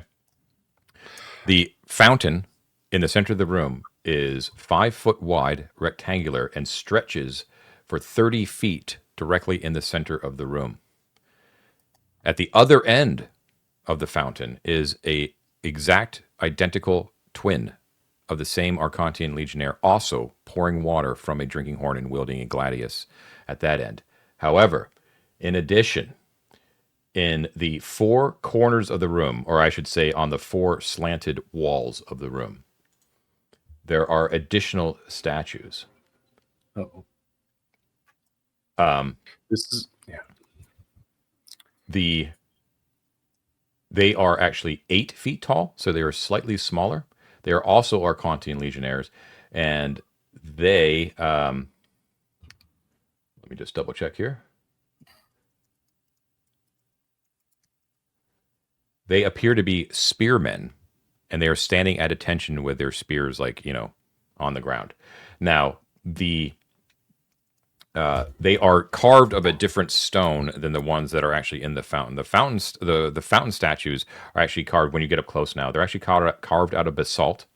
The detail is exquisite with these statues. They are so detailed that you can see every joint in their articulated splint mail, ancient Arcantian splint mail that they're wearing, even down to their carved toe and fingernails are actually are carved and detailed. The 8 foot tall statues in the corners are not. They're still really nice. They're fully featured and everything like that, but they're not quite as detailed. And about 3 feet out from the fountain, in all directions, the snow and ice does not approach, and the fountain itself is filled with water, cold and clear. okay, John. I have a question. I'm getting guys. I'm getting very much like the layout of a Roman villa. Like it's a Roman house in a way. And this feels like the sort of atrium or the cavadium, or however you pronounce it, right? Yep. Which typically would have not only like a fountain and the sort of like surrounding pillars that we're seeing, but also would have a skylight or a sky opening, right? John, is there anything above the this balcony level that opens up vertically? Good question. It is a rather tall chamber. It looks now, once again, it's draped with icicles, right? So there's a huge coating of ice. Sure. You would probably guess, Goran could probably tell you that originally it was likely to be about 20 feet tall. So quite tall. Do I have any? This is a different edition question. Do I have any sense about how far down we are, John? Just from dwarfiness? No, not. You just have. Just It's a fair question to ask, what but that would look like, Mike. I mean, what would that look like? Yeah. In his defense, if these weren't worked stone, maybe a dwarf would have like geological knowledge of the type of stone per depth. The reason I say in other editions, dwarves have that ability to detect how deep they are. Well, and all that. to be clear, the reason that you can't really tell, the reason I'm ruling that you can't really tell is because of the thick coating of ice. You cannot tell any geologic features, really. So once again, I wonder if we slept, I would be able to figure it out. There may be secrets to be unearthed should the ice thaw. I think the ice thaws, man. If we get rid of that fucking snow beast in there, That guy in there. John, is there any kind of like a chalice or anything in this room? Just there are 2 drinking horns that are being held by the legionnaires. I would like to walk up to the edge of the water and just look down in there to see if there's anything in. There's nothing in there, but it is clear, and you can see to the bottom, and it is clear of any sort of debris or refuse or anything like that. Take a sip. Drink it. To be clear, this is the second place where you've seen which is clear of snow and ice. But unlike the visage of Lady Clementia, there is no warmth coming from here. It just appears that the snow and ice do not encroach upon the boundaries of the fountain. Ted, if you're going to drink from it, say something like "to the honor of Marius Tricotor" and Lady Clementia or something like that. Yeah, definitely mention her name. Because those black statues definitely look like they'll come out and beat your ass for just shits and grins. Yeah, it's true. So Mort will step forth and he will say, "Blessings be upon the house of Marius Tricotor and Lady Clementia. May the gods shine upon them." And he will take a sip of the water. All right. The 4 statues in the corner ratchet into life with the cracking of stone as they bring their spears to bear and start to march quickly towards all of you, intent on spearing you to the ground. Oh, wrong answer. You chose poorly. You are thanks for the TPK, you bastard. At the same time as that happens, hold on. Salt. We get salt out. More. Well, Yeah. So what you drink, what you actually goes down your gullet, doesn't have any ill effects, but it tastes. It does not taste like cold, clear water. It tastes bitter and like nastily. Like temperate, Minerally? you know what I mean? Like it's just when you know what I mean. Like when you expect cold water and you get temperate water, just like you know what I mean? That sort of thing. Oh, that water heater funk. Yeah, exactly. Right? Yeah. And they come to life. So spells. Are they one declaring to cast spells? I am not going to cast. So just to be clear, it was not because we had entered the room. It wasn't the entry; it was the water. It was when that water touched your lips, those statues came to life. Okay.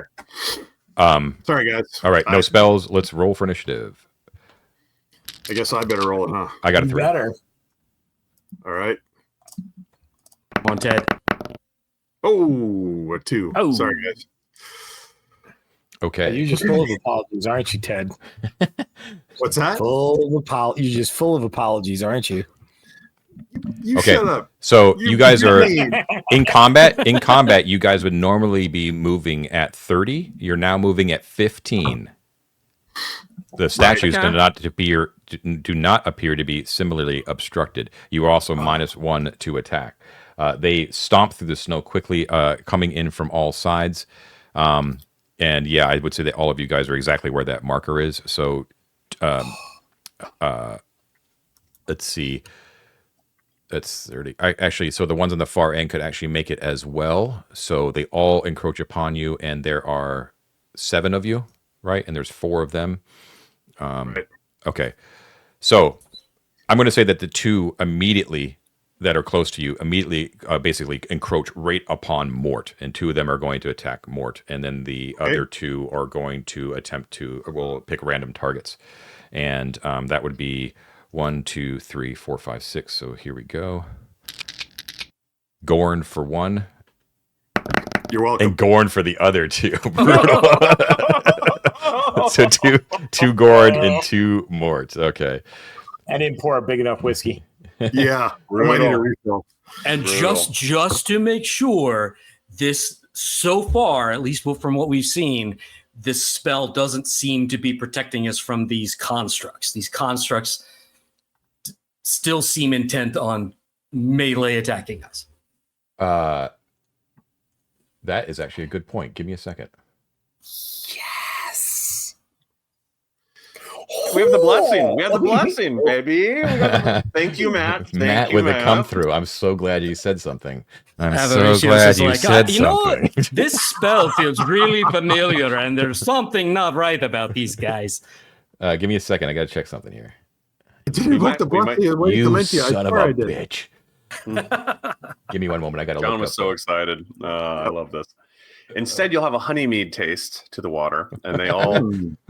If it's helpful, I have it in my my frame over there. But Okay, so they encroach upon you with spears bearing down upon you, and you guys are like, oh fuck, and you're trying to scrabble back in the snow, but you lost an initiative. They come across you, and then they I guess they would come maybe overhead with the spears, maybe, and as they attempt to come down, you see they're like, and they kind of take a step back and like sort of stumble in the snow as they are not able to engage in melee with you. So they are surrounding you, but you are not actually engaged with them because they cannot get into melee with you. So they're a little bit further than 5 feet away, so you do not need to declare melee movement, and you could still actually use ranged weapons if you wanted to.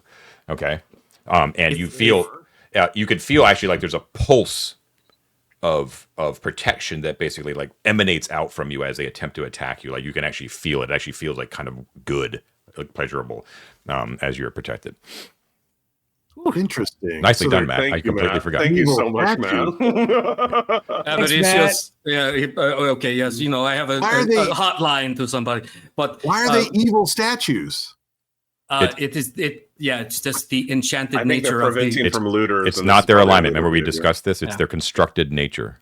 Yeah, these are right. right. Right. And So Right.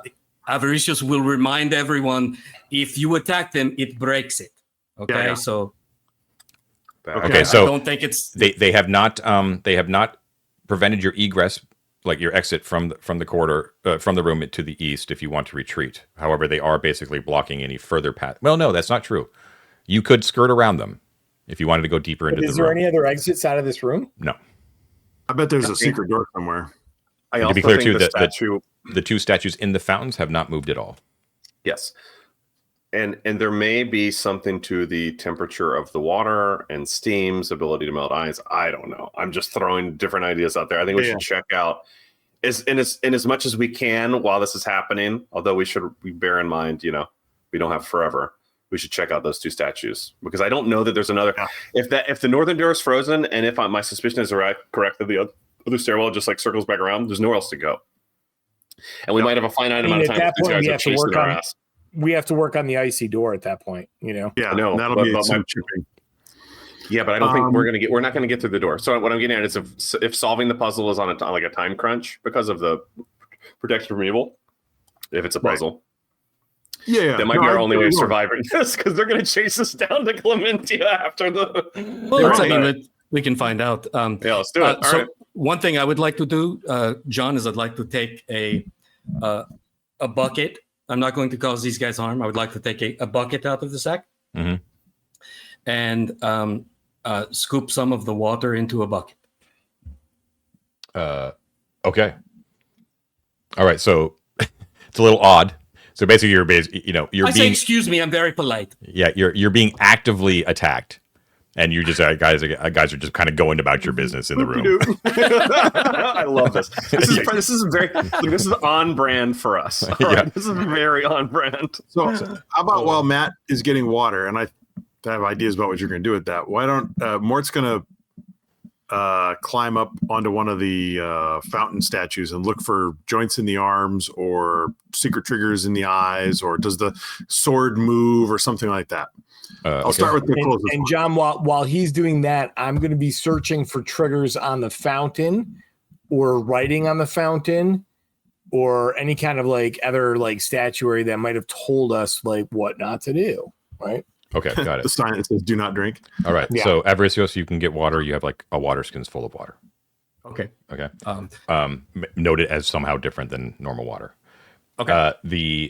This all takes a turn, of course. Mort, you do not see any seams in the statue or anything strange about the statues themselves. Gorand, you give the whole place a thorough look through for any sort of indication of, like, anything else odd about the room, I suppose. You can see that on the northern wall of the room, through the ice, there is the barest hint of what is probably an inscription on the wall. Ooh. But you cannot, all you can tell is that it's probably writing. Just in the center of the northern wall, or the whole northern wall? Basically the whole northern wall. I'm going to venture a guess and say it's in Avaricios, can I have an ice pick and a mallet?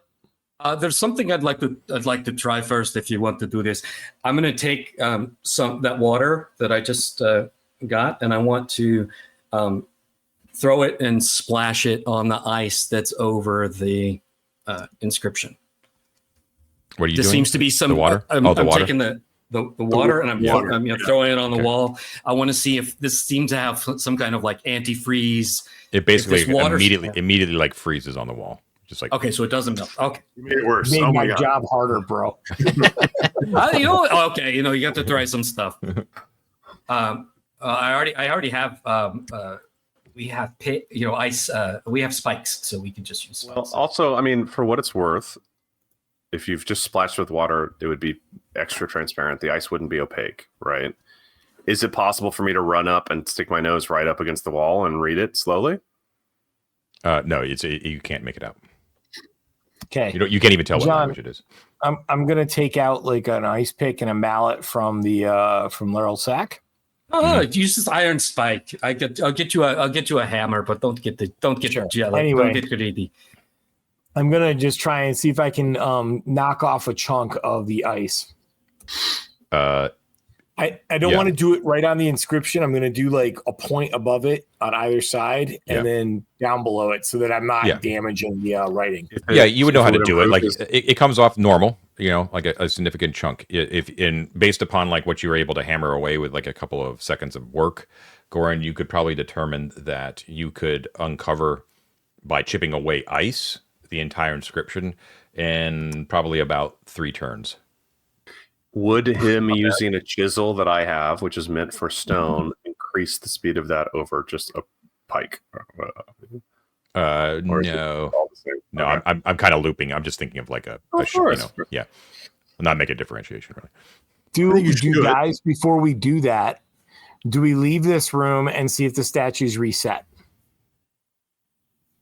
So Not a we don't bad have to worry about them impaling us while we're doing Yeah, this. they're following like all of you around. Like one's like they're always just constantly like Well, you guys are going about your business. Let's leave the room Yeah. and see if they go back to their spots and reset. And then maybe Mort stays outside of the room since he's the sinner, the offender. Oh, that's harsh. I'm dirty, down with bro. that. On the way out, I would like to look at the plinth of one where it was standing just to see if there was anything interesting about the plinth. No plinth. They were standing on the ground. Okay. Okay. Let's back up. All right, We'll go yeah. warm up with the big face and then we'll come back. Okay. Go all the way back down to the face. Let's just It's exit the not that room. far. All right. So you move back out of the room. 1, 2, 3, 4. 1, 2, 3, 4. So I'm going to say it's going to take about 3 turns to get back to Lady Clementia because you have to. Well, hold on. Before we do that, I don't know that we agreed to do that. Mike suggested Yeah. it. Also, 3 turns is the same duration it would we take to step chip off out- the inscription. Yeah. If we step out just to here, do the statues do anything, or do they follow us? They do not follow you. Do they do anything like reset? They reset. Yeah, they go back to their corners.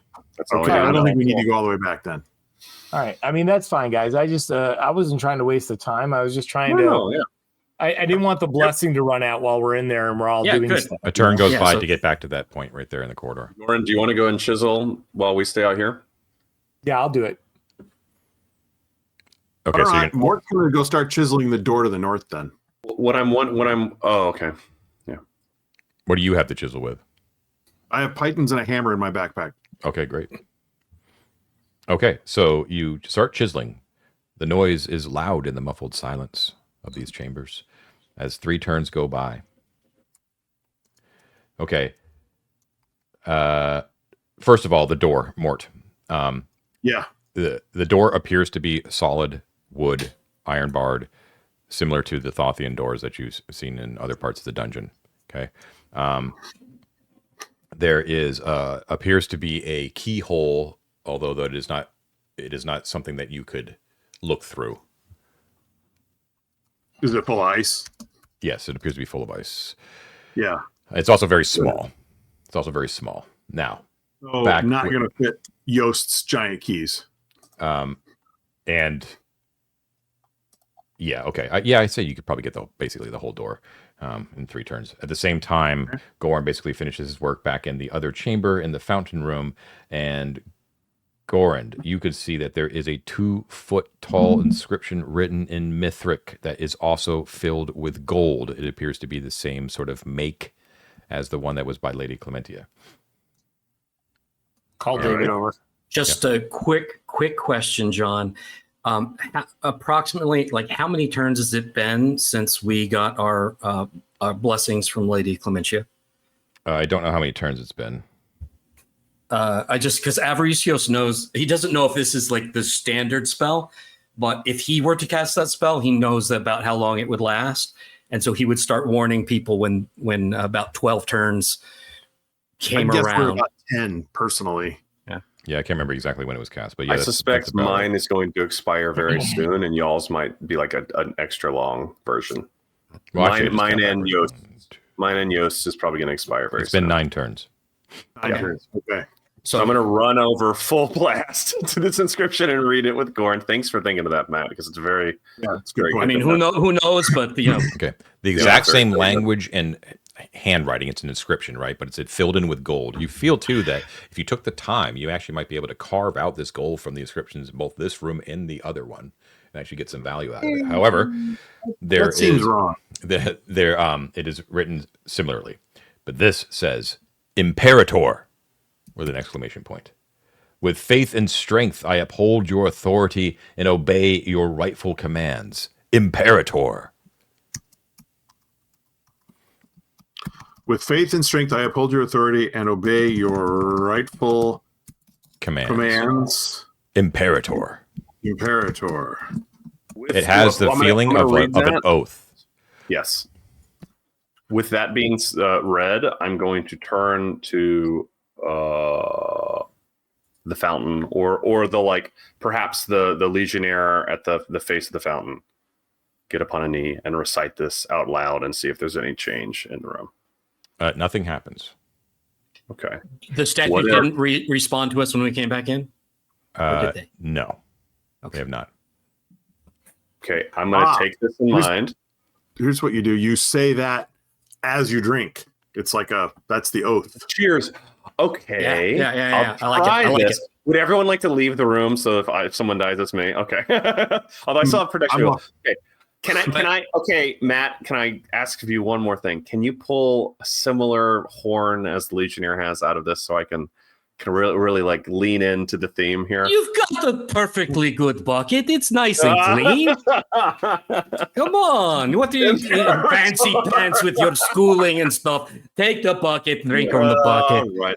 I'll take the bucket, and I'll dunk fucking bucket.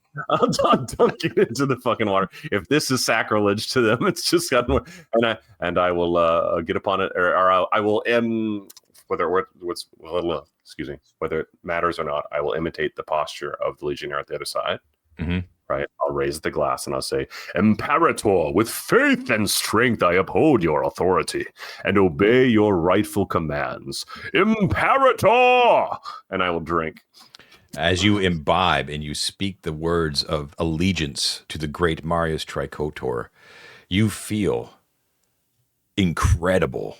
It's just like fucking Kurt Russell in Big Trouble, and he's like in the elevator. You know, you feel infused with greater strength and power, and your mind opens up to new knowledge as knowledge just floods into your mind as you suddenly gain 2 levels.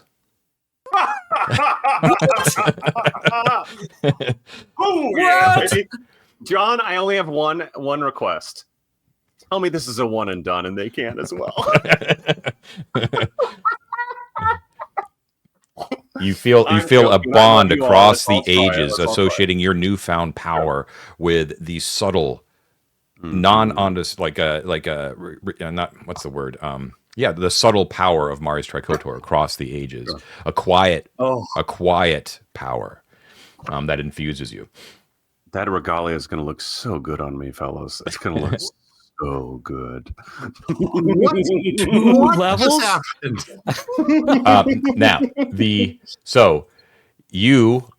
Now, let me just check here. Baby, I got to look at my charts. Oh, sure you don't want me to sleep, guys? Sure you don't want me to sleep?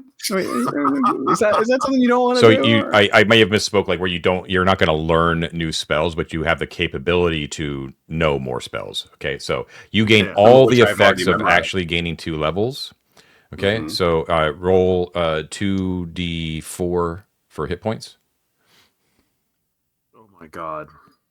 I love this. This is lovely. Thank you so much, Imperator. Okay, there we go. I mean, I'm glad I thought of it as a drinking oath, but Thank you so much. Thank you. Thank you to Mort. Always brilliant. So that was 5. So, guys, I have a whopping 14 HP now. Aren't you excited for me? Note down I've how many hit exceeded points. Note down not only how many hit points you have total now, but like what your roll was. Oh, that means it's temporary. It probably is, yeah, but it's fine. It's fine. Don't worry about it. It's fine. It's fine. No, the good thing is that might actually mean that it is not a one and done. It is not like something that just happens to David and the rest Is of that us. good? So Oh, Okay, I don't let's know roll if through that's this. good. Let's roll through this real quick. Hold on, Onward. What did you roll buddy. for? Okay, so you got your hit points noted. Yes. Okay. In addition, it puts you up at level 6, which puts you in the next bracket. So you now have a +2 to attack, and your saves go down to the following numbers. Okay, Mhm. you ready? Mhm. 11, 12, 11, 14, 12. Okay. dang, man. And the new knowledge that this allows you is you can now cast 2 third-level spells if you have them in your spell book. I do. That's the beauty of it, guys. Yeah. Sorry to interrupt you. On my 3rd level spell book, I already have Rope Trick. Oh, I have Such a good one. Ooh. That's so good. Rope I have trick. fear. Nice. I have fear. To Rope Trick, detect invisible, detect illusion, detect magic, and suggestion. Oh, you have a lot of third-level spells. All right, you can. Oh, So remember all those spell books we stole? Oh, I'm so okay, happy. I'm going to choose them at random. How many spells do you know that are third level?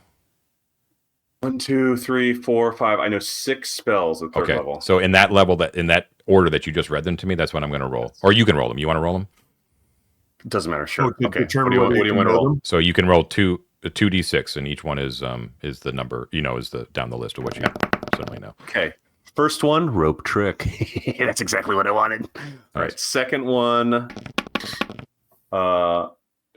Detect Illusion. Okay. Illusion. Okay, cool. Amazing. So the knowledge of that Blindness. just sort of just gets thrust into your mind immediately. John, we all got to try this now. Of course we do. Do you? Yeah. You should.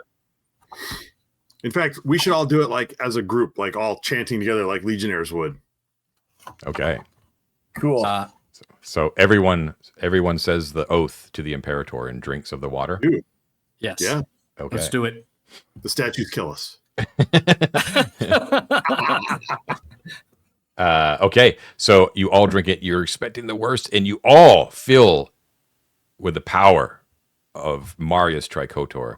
I love it. There is also this sort of side thing, similar to the way that Laryl affected Avaricios, is that there is this bond across the ages to the great hero himself, a personal thing, right? As if swearing that oath meant something. Hell yeah. Maybe you get the bonus levels until you break the oath. That would be If cool. he orders us to do something and we don't do No, it, yeah. yeah. I like all this. We all may be lawful now, or not lawful, but Okay. All I so know is all it's right. getting a little crowded in here. So yeah, everyone's just like, whoa. Now you're definitely reliving that scene from Big Trouble, right? Like everyone in the elevator is like, yeah, right. yeah. And you can all looking around at each other like, you guys are looking good. Everyone's looking awesome. All right. So yeah, you get all get the benefits. Go ahead and roll your shit. I got my stuff down, John. I'm rolling 2d8 for my hit points.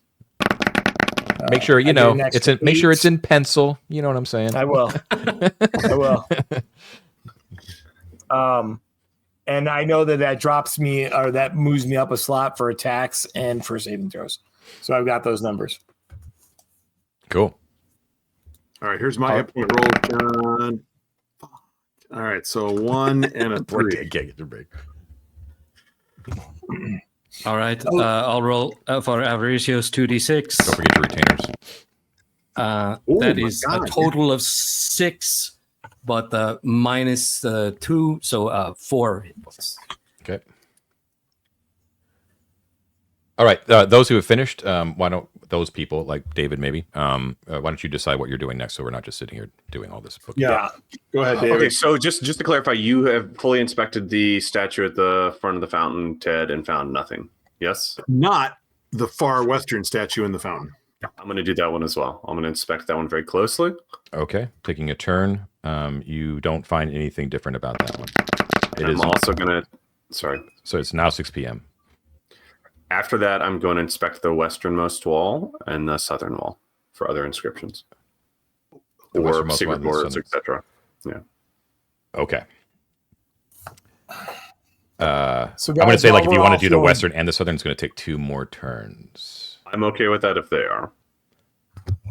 While we're all feeling beefy, do we want to go slap 9 ice monster around? Well, hold on. What's the 2 answer on the 2 turns? Yes, no. We were at 9 turns on protection. Avaricios, you said it lasts vaguely 11-ish. Around 12 if I were to cast it. That's the normal. But who knows? This is kind of weird stuff. I don't know. So they have not activated again. So I think I'm going to still risk it, John. 2 turns? But we should go back. I'm going to go back to the head after this. But yeah, 2 turns. Okay, 2 turns. After 2 turns, all of the retainers and onwears feeling of protection disappears. However, everyone else maintains. Okay? After you've thoroughly searched the southern wall. However, even though you feel depressed as the Lady Clemencia's protection wafts off of you, disappears, you are actually able to gain something for the amount of time that you just spent on Weir, as you discover something interesting. A door, a secret door. Ooh. That you can barely make out. In fact, you don't even know if it's secret. It appears to be. Actually, I think I actually have the actual thing here. Let me check. Yeah. Yeah. So there is, on the southeastern portion of the wall, directly behind the statue that is now residing there right now, okay, you can see through the ice that there is a vague outline of what appears to be a very small, like just wide enough for a human door. And it is well hidden behind the statue and all of the ice. Is it accessible behind the statue? Not really. Not easily. You know what I mean? You can't like really step behind there. You know, and not only that, but it's covered in ice. The statue is not on a plinth. And we are all strengthened. Can we just push the statue 5 feet, 10 feet to the right? Try giving it an order. Soldier, forward march. Yes. Sure. I'll say, soldier, obey the imperator. Move thyself to the north. Nothing, unfortunately. Nothing. When can I inspect the statue real quick? It has a spear. It's dressed in Legionnaire's armor. Is there anything else special about it? Not particularly, no. Yeah. Okay. Everyone, let's move this statue. It's gonna kill me in a second because I have no protection from evil, but it's fine. Let's or would everyone like to go back and take a rest in front of the lady, and or what do you want to do? Our juice might go away. Of course, but all of the retainers' juices are gone, and mine are as well. So no, like our new juice levels, bro. Our bonus levels. Oh, okay. Then let's try to push this thing aside because the only or do we go slap the shit out of Ice Monster? I mean, I would rather check gain- the secret door than to fight the ice monster personally. Let's try to check the secret door. I think that's the whiskey talking. I know it might be the whiskey talking, but I have a +6 to hit, and I do 2d8 plus 1 points of damage. I'm just like, I kind of want to go. Goran, I think you have a special mission only you can achieve, my friend. There is a fiend to the south, and you must vanquish it. No, I only Mort will gained go with me. 4 hit points out of that, man. I am not taking on a cone of cold. You see look what at it your does to saves. Look at your saves right now, Ted. I know they're quite good. I will say with that in mind, Ted, I think there's a possibility, not a certainty, that if we were to hug the wall over to that thing because of the imagined cone that I'm conceiving may be there, we could avoid its like range. I think once we enter into where those corpses are, we kind of have a rough sense of that boundary. Having said that, I still think we should do the secret door before fighting Secret door all the way, man. death. There's the other door too that we could be chipping away at. You know, Yeah, but you're worried about the temporary levels. We're going to spend levels chipping away at the door instead of the door we just found that's secret in front of us. Come on, I do have secret doors. Secret door. John, can I Secret door. Can I investigate the statue and see if there's a way that it slides or moves? No, you don't even need to investigate. Like you could, because you saw it in motion. It was freestanding on the ground with no plinth. All right. So we should be able to pick it up. Not only that, you know what we could do if we don't want to pick it up, we can pour some water on the ground so it freezes and slide it on the ice for ease of use. If we're worried about our strength being an issue, It's already on ice and snow. Don't forget to. oh, sure, it's all ice. Yeah, so Then let's just tie a rope to it, dude, and get out of the room and yank it. Well, I was imagining we wouldn't break it. We would. I don't pick it want up to. I and don't. see it. Yes, the reason I wanted to try to be gentle with it is because I feel like an act of violence against it could trigger in the same way as drinking the bad water. And all I want to do is kind of nudge him. That may have the same effect, but All right, David, then do what you're gonna do. Because I've given you 2 suggestions. You don't like them. Go do what you're gonna do. Don't get short with me. All right. Oh, he's a dwarf. Who didn't want me to memorize the freezing spell that would have helped at every single challenge we've found in this dungeon so far? Who insisted no? To Mike's point, though, let's do something. Though, what do you do? I'm gonna gently push. Morton Yost will come to your aid and help you pick it up. Okay, so you gently try to like just pick it and move it up to the side. Yeah. Okay, so it's very, very heavy, even with yours. So you don't think that you can actually lift it up, but you could certainly like tip it a little bit and drag it. You feel that's We what do you're that kind of like rocking back and forth on its thing. Yeah. Okay, we'll do that. So- We're going to move it to the side. Okay, so you can do that. Great. Hell yeah. Yeah. Let's Okay. open the secret door. Okay. It is a frozen block of ice, and you can barely make it out. Damn it. But I told you. So we start chipping it out, I guess, right? I think we should chip it out. It's a secret door. 3 turns. You okay with that? Okay. Yeah. All right. Good. Interestingly enough, like after all this time, you have not been disturbed by anything. Just be aware, except for things that you have disturbed yourself. But you have managed to chip it out. Now you can see that what Onweir was very, very careful in his study, because what appears as you kind of look it out is actually a piece of the stone wall that looks to have been like a little bit of a different coloration, and that's what you picked up on, Weir. I mean, I'm actually kind of thinking back, like, I don't know if I should have given it to you, because it would be so subtle, especially behind the shadow of the statue. But fuck it, you took the time to do it. So I got an 18 intelligence, baby. You got an 18 intelligence. Yeah, there we go. And you can see that there is like this very, very subtle discoloration in the stone, which marks like a rectangular section of it. All right, let's open it up. Yeah, can we find a catch or a button or lever? Press upon Pressing it. a stone in. Yeah. Do you want to spend another turn? Yeah, I guess we have to. Yeah. Okay. Spend another turn. You do find that there is a small piece of stone that, when depressed, opens the door. It is now exactly 7 p.m. The door opens up. I love it. Tell me, John. Tell me what I see. Your A lot of goblin treasure we eyes. can't haul out of here. There is a... Probably frozen. Let's see. Well, I don't have to give you treasure. Just let me know. I don't know. It makes it Why much do you easier always for me take if that I don't have to. response when we get cynical? I just don't know. Okay.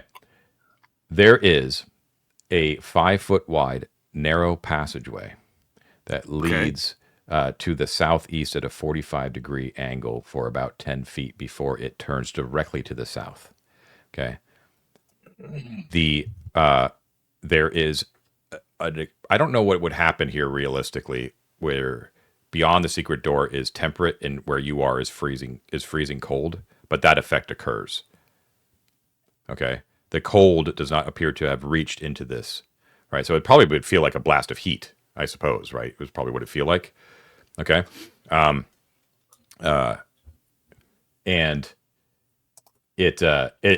none, like, this chamber itself is barren. There is no debris at all. There's an intense amount of dust on the ground, but everything is stone, and it is constructed. It is Arcantian. It is constructed. But it's rough though. Like, it's like not well traveled. It's not meant to be seen, right? You know what I mean? But it's dressed Arcantian stone, dust on the ground, well cut, but very narrow, very secret, right? We're going to see the other side of this head, boys. Hope you're ready. Is this roughly correct here, John? The drawing? You got it. Yep. Okay. So Morton Gorin advanced team again? Yep. Okay. Okay. It goes down for 30 feet north to south. So a total length of 30 feet before it turns to the southwest. Okay. And already you're starting to warm up a little bit, right? As you all march down that, you hear a behind you. Uh-oh. Ruh-roh. It's okay. It's okay. Just keep going, baby. Keep going. After Yep, 10 okay. feet, after 10 feet going southwest, the light shows that there is a narrow staircase that goes down into the darkness as far as you can see. In the same Same orientation? vector. So southwest stairs going down. Mm-hmm.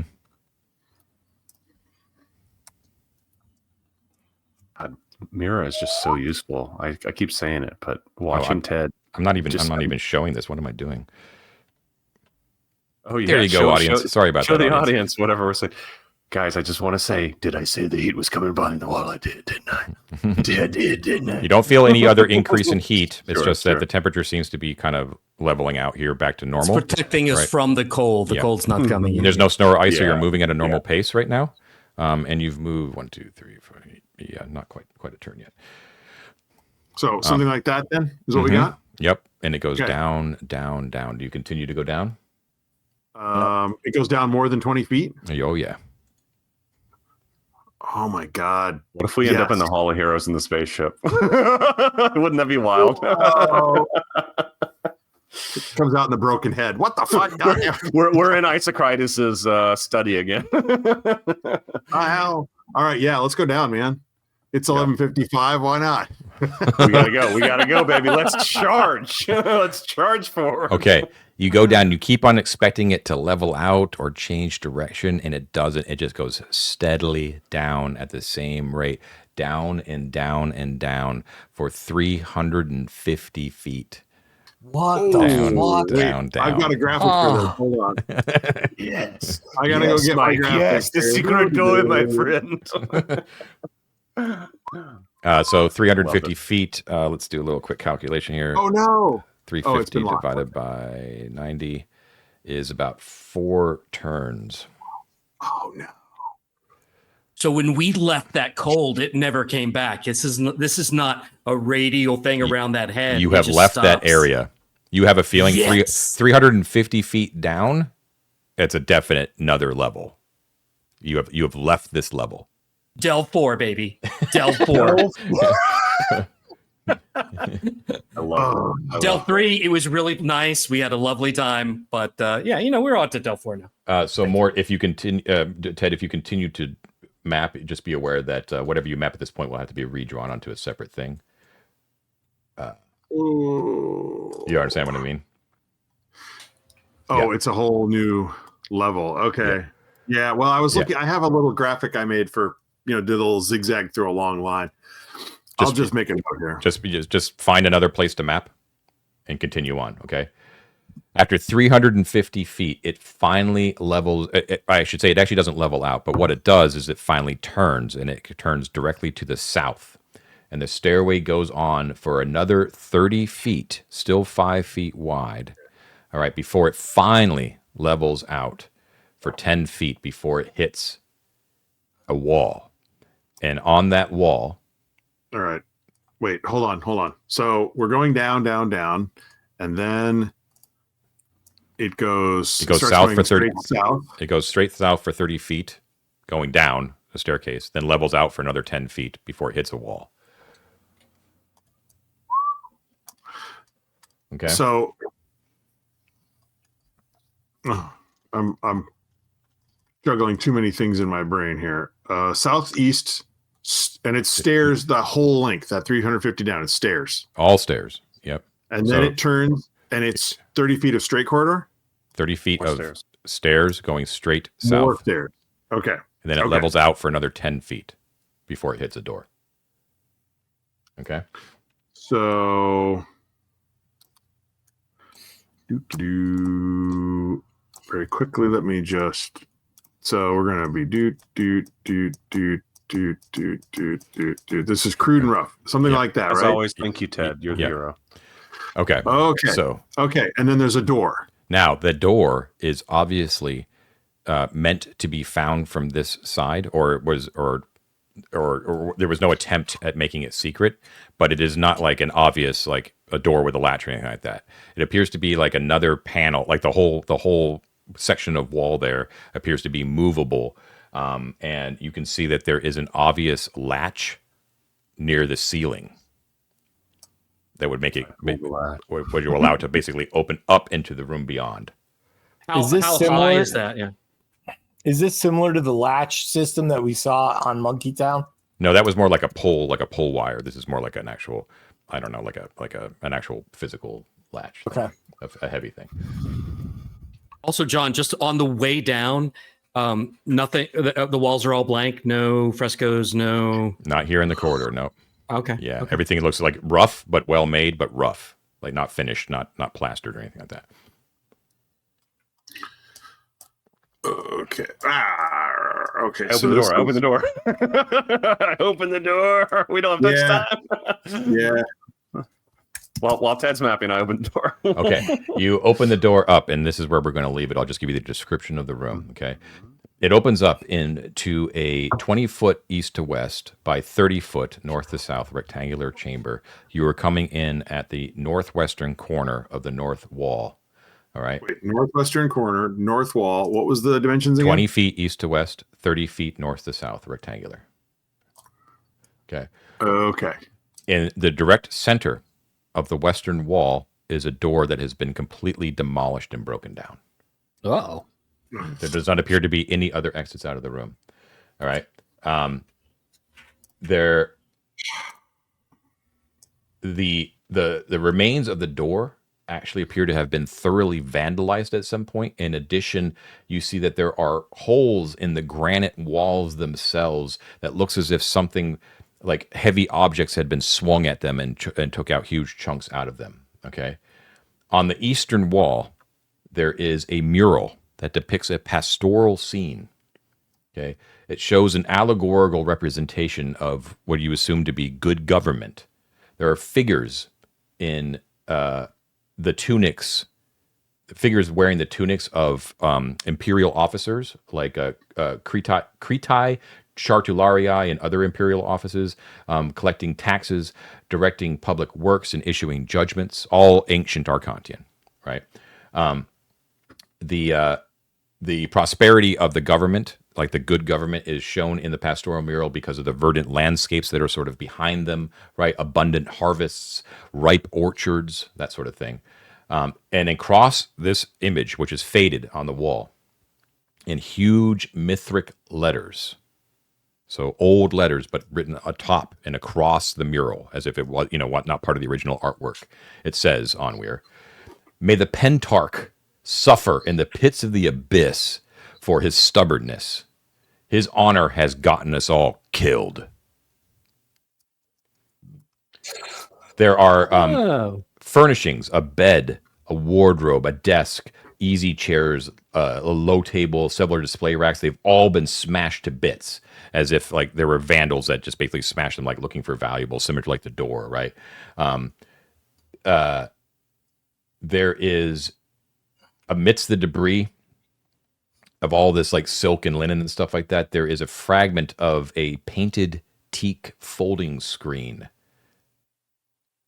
that depicts a severe-looking, bald Arcantian aristocrat. It looks to be worth some kind of money. It appears to be like the only item that kind of escaped destruction. All right. Mm-hmm. And there's all sorts of stuff that's sort of like lying about to be sifted through and things like that. Just one quick detail question, John. Mm-hmm. The door that was smashed, does it look like something smashed and came in, or does it look like people on this side broke it? It looks like it was smashed and broken into. Where is it again? On the western wall? Directly in the middle of the western wall. And the door that we just came through is not secret on the hallway side, but secret on this side, right? Yeah, so it's secret on this side, as if it was not meant to be found on this side. Yeah. Does it appear to be one way at all? With the secret door? Yeah. No, it's meant to be access. You know what I mean? Like it's not meant to be found on this side. Yeah. But no, yeah. I got it. I just want to make sure it's not one of those doors where if we let it shut, we're now hosed. Oh, you can take a turn to determine for sure. Let's take a turn real quick before we end. Yeah. Okay, you can. Yeah, it looks like you can still get out. Okay. Good call, Mike. Very good call. You know immediately that when you see the writing on the mythic writing, okay, that a Pentarch is that rings a bell because the same title is still used in the imperial military today. A Pentarch is the commander of a Pentarchia, which is a legion of within a legion. It is a unit of 50 men. Okay. Would it appear that Marius Tricotor might be the Pentarch? No, he's an Imperator. He's an Imperator, right? Right. Yeah, Marius was like the ultimate commander, like you know what I mean, like the. This is going to be some sort of sub commander or whatever that let down his men in some way, shape, or form. Now, the interesting thing. So, John, can we determine if the construction of this chamber and the furnishings that are within date the Marius Tricotor time period and not the ancient Thothian temple? That's a good question. I don't want to give you the wrong information. Give me one moment. While he's looking that up, I wonder if these guys who were pissed were the same guys who were with Anaximander's group. Right? Remember, like they came much later. And they all died. Yeah. Mm-hmm. Mm-hmm. Okay. Cool. Yeah. They would be pissed that they were sent here. Yes. So what are you asking about the age of Gorn? Sorry. I'm trying to determine, John, if the construction of this part of the dungeon dates from the time period of Marius Tricotor or later, or is it part of the ancient Thothian temple complex? So it is. It's actually both. So just to be clear, the Thothian complex is around the same age as Marius Tricotor, and we're talking centuries, rough centuries here. All right. Yeah. Because there was the Arcantian stuff. There's like the original conquest, which Marius oversaw. Right, like way back in the day, like a long time ago, thousands of years ago, right? And then the most recent Arcantian incursion into Arden Vul was Adrianic's failed expedition, and that happened 250 years ago. So that was not too long ago, right? Okay, but still past anyone's living memory. You know what I mean? And now this is the third attempt to sort of go deep into the halls. It's like the establishment of Gosterwick and all that sort of stuff, and hiring adventurers and things like that. You know what I mean? And that failed expedition, that was the one that Anaximander was part of, correct? Yes. So to answer your question, Gorn, this is right in line with the time of Marius Tricotor and the Thothian priesthood. Do the furnishings match that? Yes.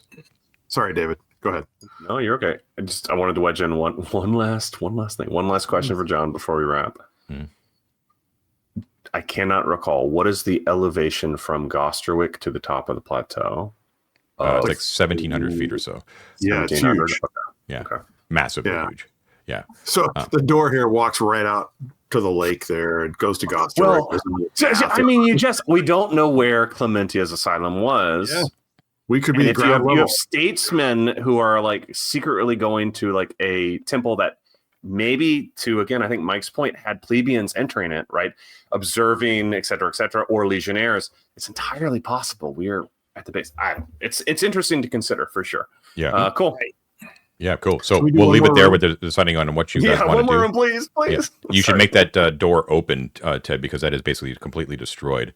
Leaving out into the chamber. But yeah, interesting stuff. I was not expecting you to actually find that secret door. So we will pick it up there next time and see what they end up doing down in this brand new level. 2 levels in one day. Oh my goodness. All right, so we're gonna be like Delve 5 before you know it. It is you've been watching 3D6 Down the Line. Please don't forget to like and subscribe. We are the most criminally underwatched actual play on the internet, so please do us a favor and spread the word. We'd really appreciate it. And we will all see you next time. Until that time, have a great week, everybody. Bye now. Yeah. Thank you, John.